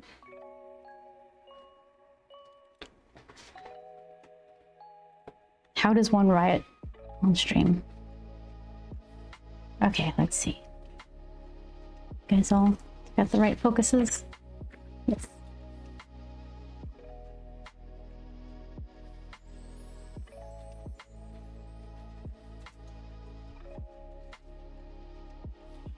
I was using Julie's chat conversations like, what, an hour ago as an example of some Japanese stuff I was trying to learn. Because when her mom comes into chat, or returns, I guess, to chat, she says, Okasan, okaeri. And I was like, what does that mean? Does that mean hello? It means welcome back, or welcoming somebody's return after a short absence kind of thing. I mean, MPT can shed more light on that. So it's really cool to see Julie emotes in the wild popping up. Never mind, I'm already following. I guess I forgot.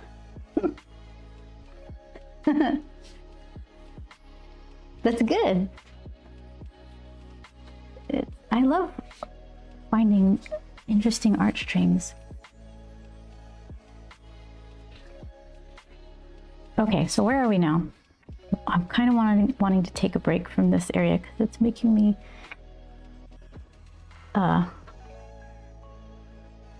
it's giving me stress. So this goes straight across.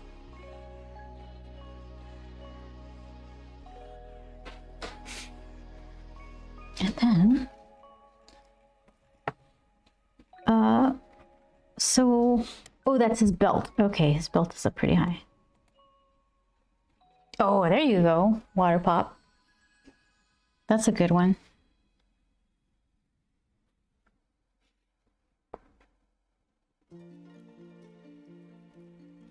So then that goes straight across. And then belt. Nice tangent. You know what? It's gonna be a tangent. Yeah, that pretty much sums it up. Okay, you wouldn't use it for someone returning from a vacation, but like if they leave for errands or work, then okaeri would be good to use when they can come back.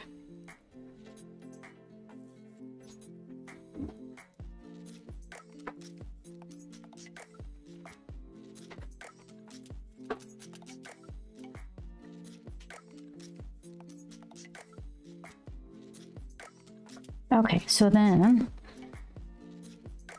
let's see. Do this center line thing because that helped me last time. This might be too high. Let's see. If that's there, then that would be just a little lower.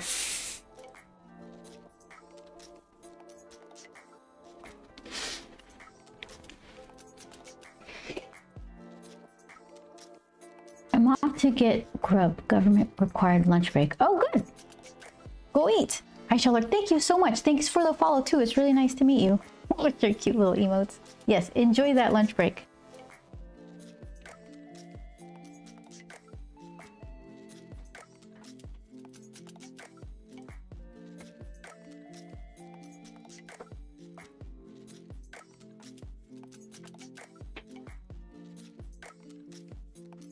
I think I have. Oh, here. This is Julie. I got these from the streamer Julie.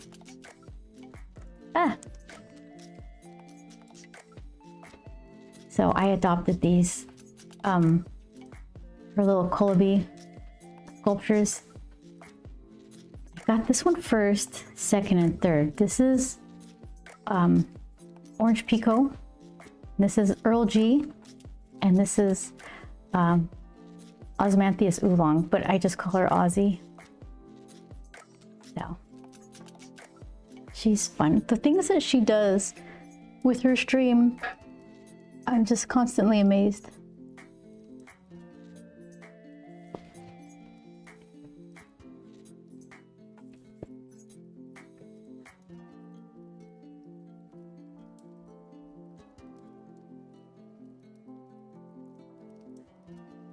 Okay, so then let me figure out these threads that go in front so I don't have to work so hard to erase.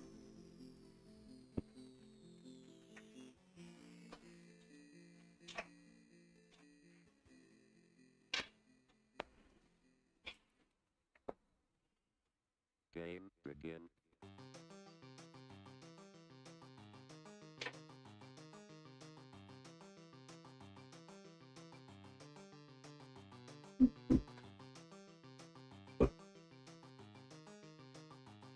Okay.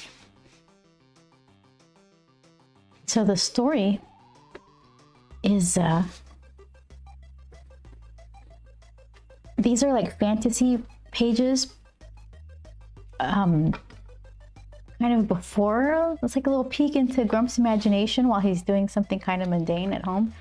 So this is Grump, and this is like he's inside a water bottle full of pennies. He's looking for a dime in a sea of pennies, basically. So here's him and his dog. They're just taking a journey over all these pennies, and he says, "Look, Captain, I think I see one," something like that. So then they go a little deeper. Let's see. There we go. So here's Grump, and that's Captain, and they're gonna traverse these stacks of pennies, and here's the first dime that they see. So then the dog brings it back. This is kind of, you can kind of see. Same area, just the camera's off to the side watching them from a little further away. So then he reaches up for a string and he kind of ties his spoon and gives it a tug. And then, see. Ooh.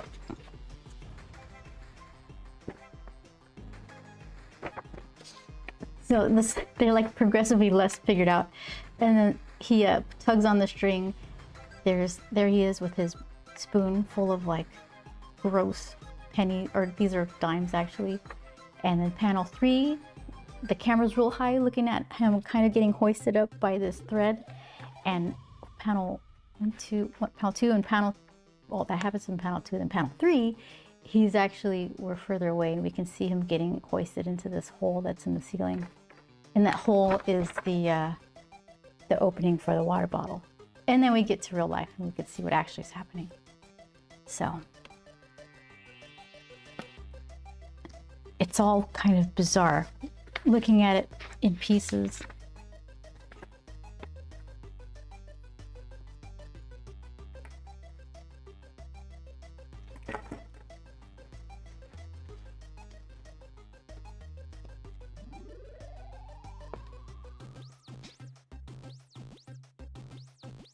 Game over.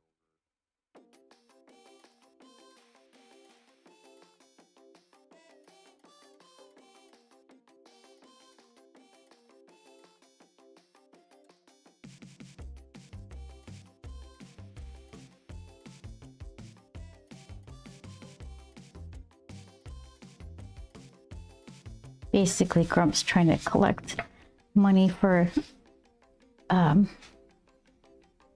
contest entry fee. Him and his friends are going to enter at the Dr. Sirius Jubilee.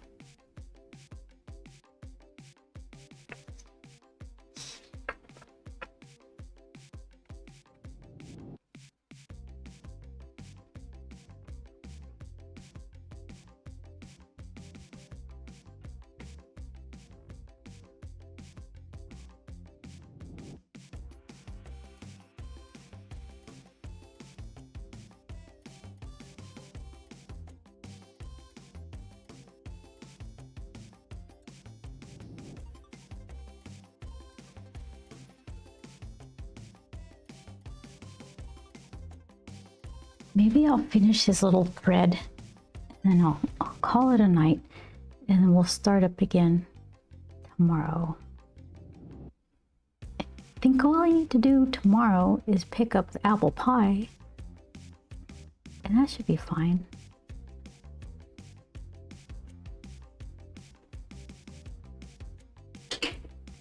Try not to eat it.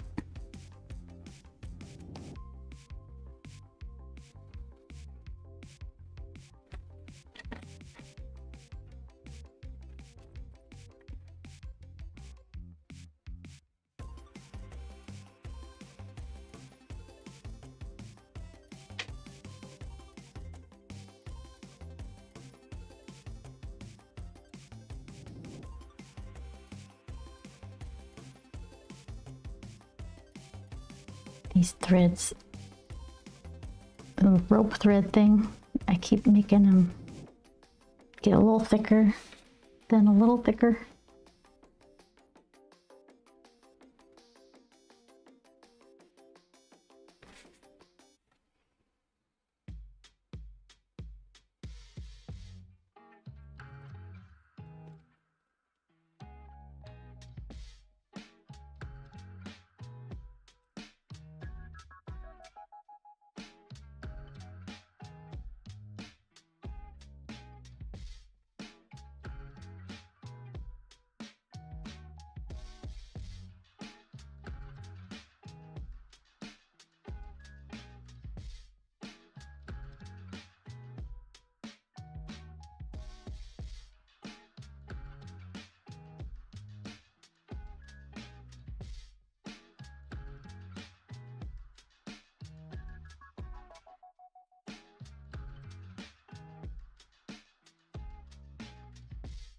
Water Pop says, put a couple of nice slices of cheddar cheese on top of the apple pie for some Midwest flavor. I've had that before. It's not bad. I went to some old-timey diner and they had it as an option. And I remember as a little kid eating apples with cheese. I think it was probably string cheese though.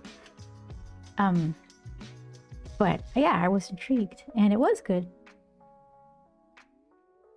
It's funny, if you mention that, half the people are like, that's disgusting. And other people are like, no, it's good. I've had it.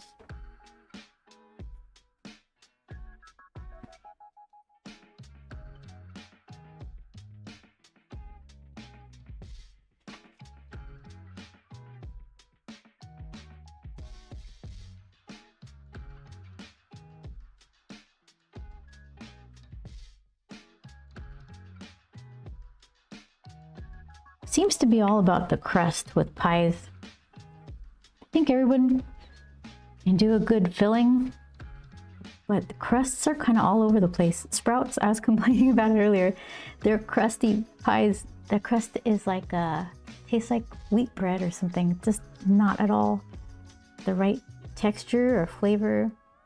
I like the buttery, flaky, kind of crispy. Not crispy, but I don't know. Pie crust. It's what you think about when you think of pie crust.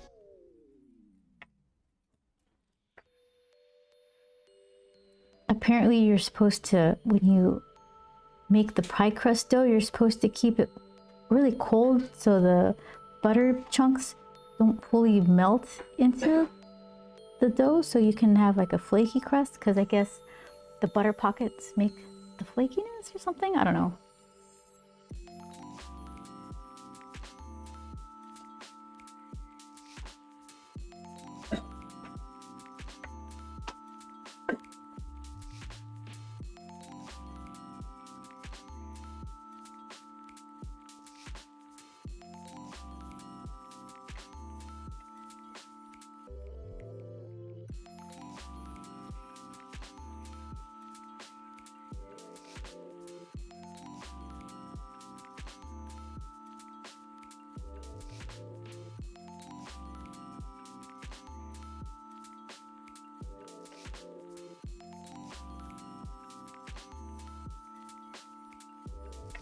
Okay, so then blind bake the crust so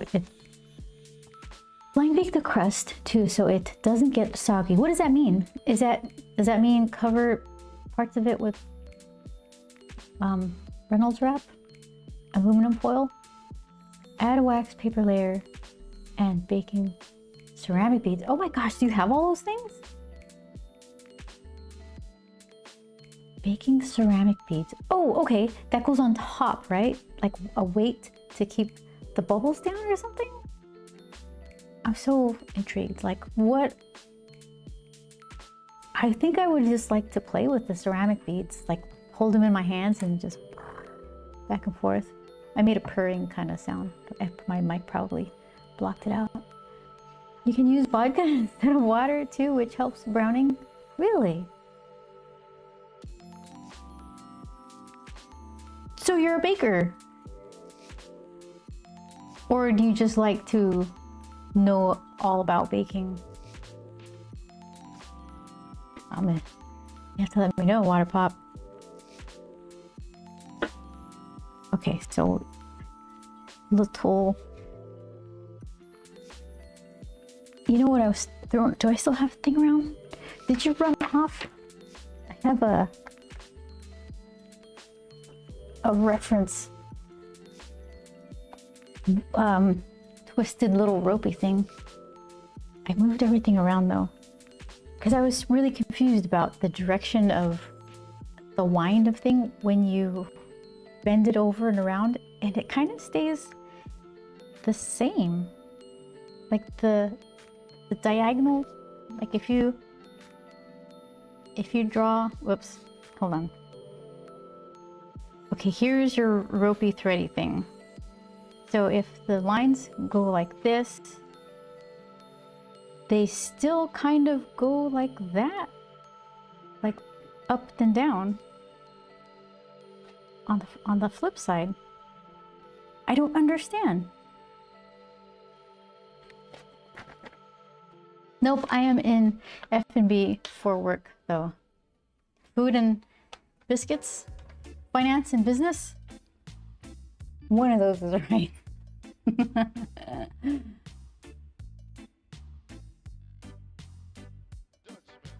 F&B, you have to let me know. I know almost nothing. I want to stick with food and biscuits though.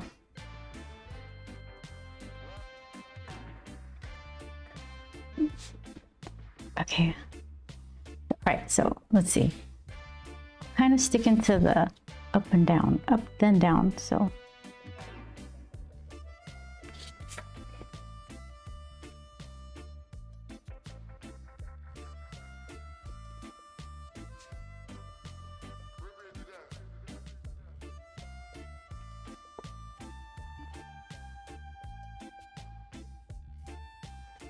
Food and beverage.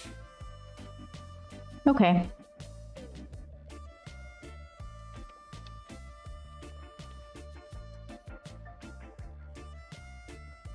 So you have extensive knowledge about a lot of things. That's got to come in really handy.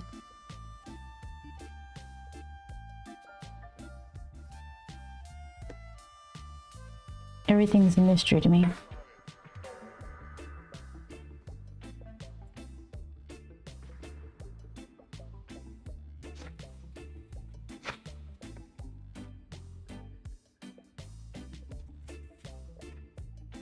Yeah, I guess that makes sense.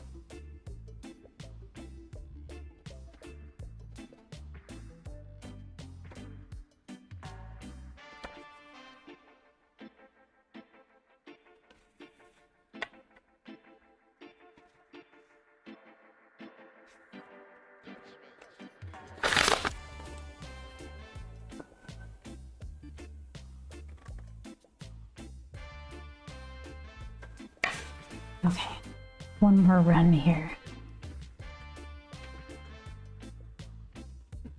I figured do this little cord. That's the word I was looking for, cord.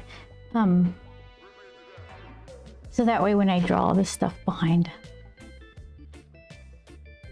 all these little loops and things, I don't have to erase it real Hardly.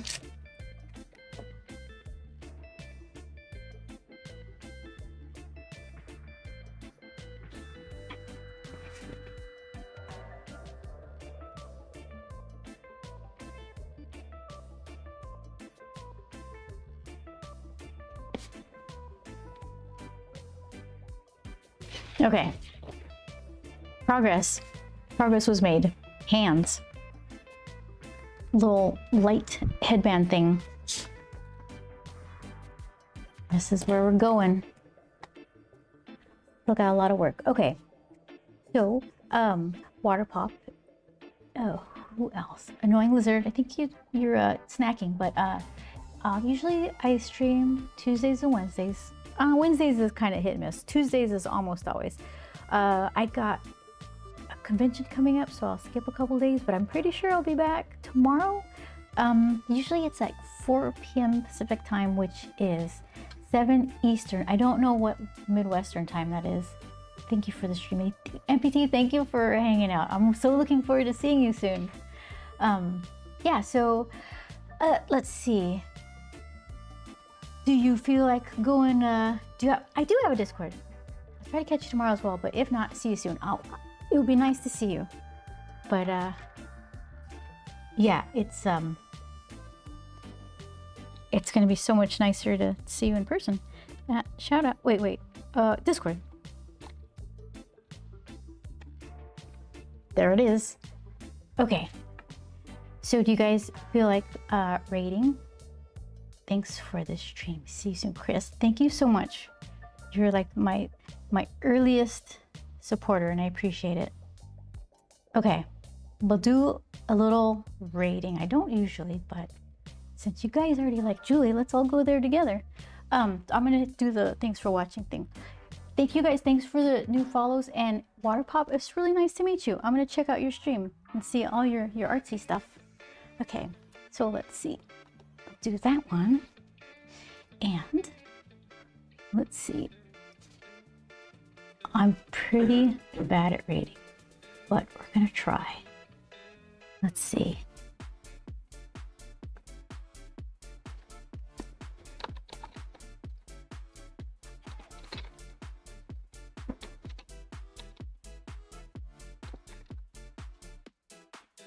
Oh, is she not even streaming right now? Okay, we'll find someone else. Let's see.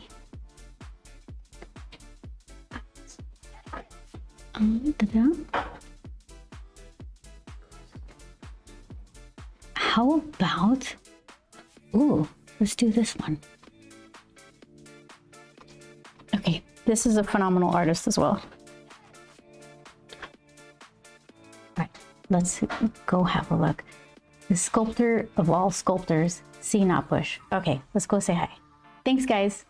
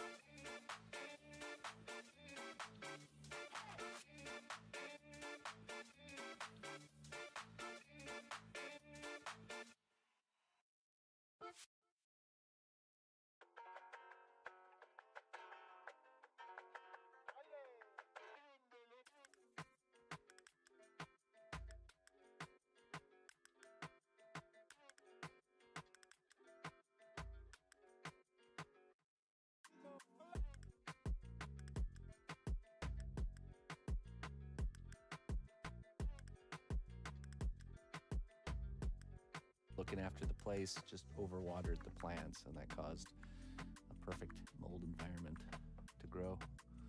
So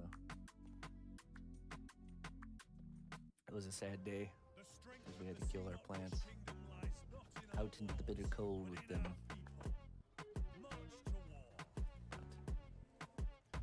Mold. Healthy dose of penicillin. Midi Mute, thank you for the raid. Welcome. Welcome, Raiders. How you doing?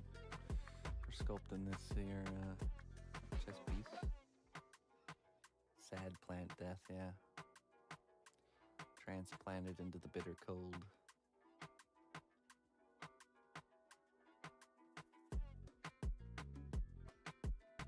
She is, yeah, she's very sensitive to that.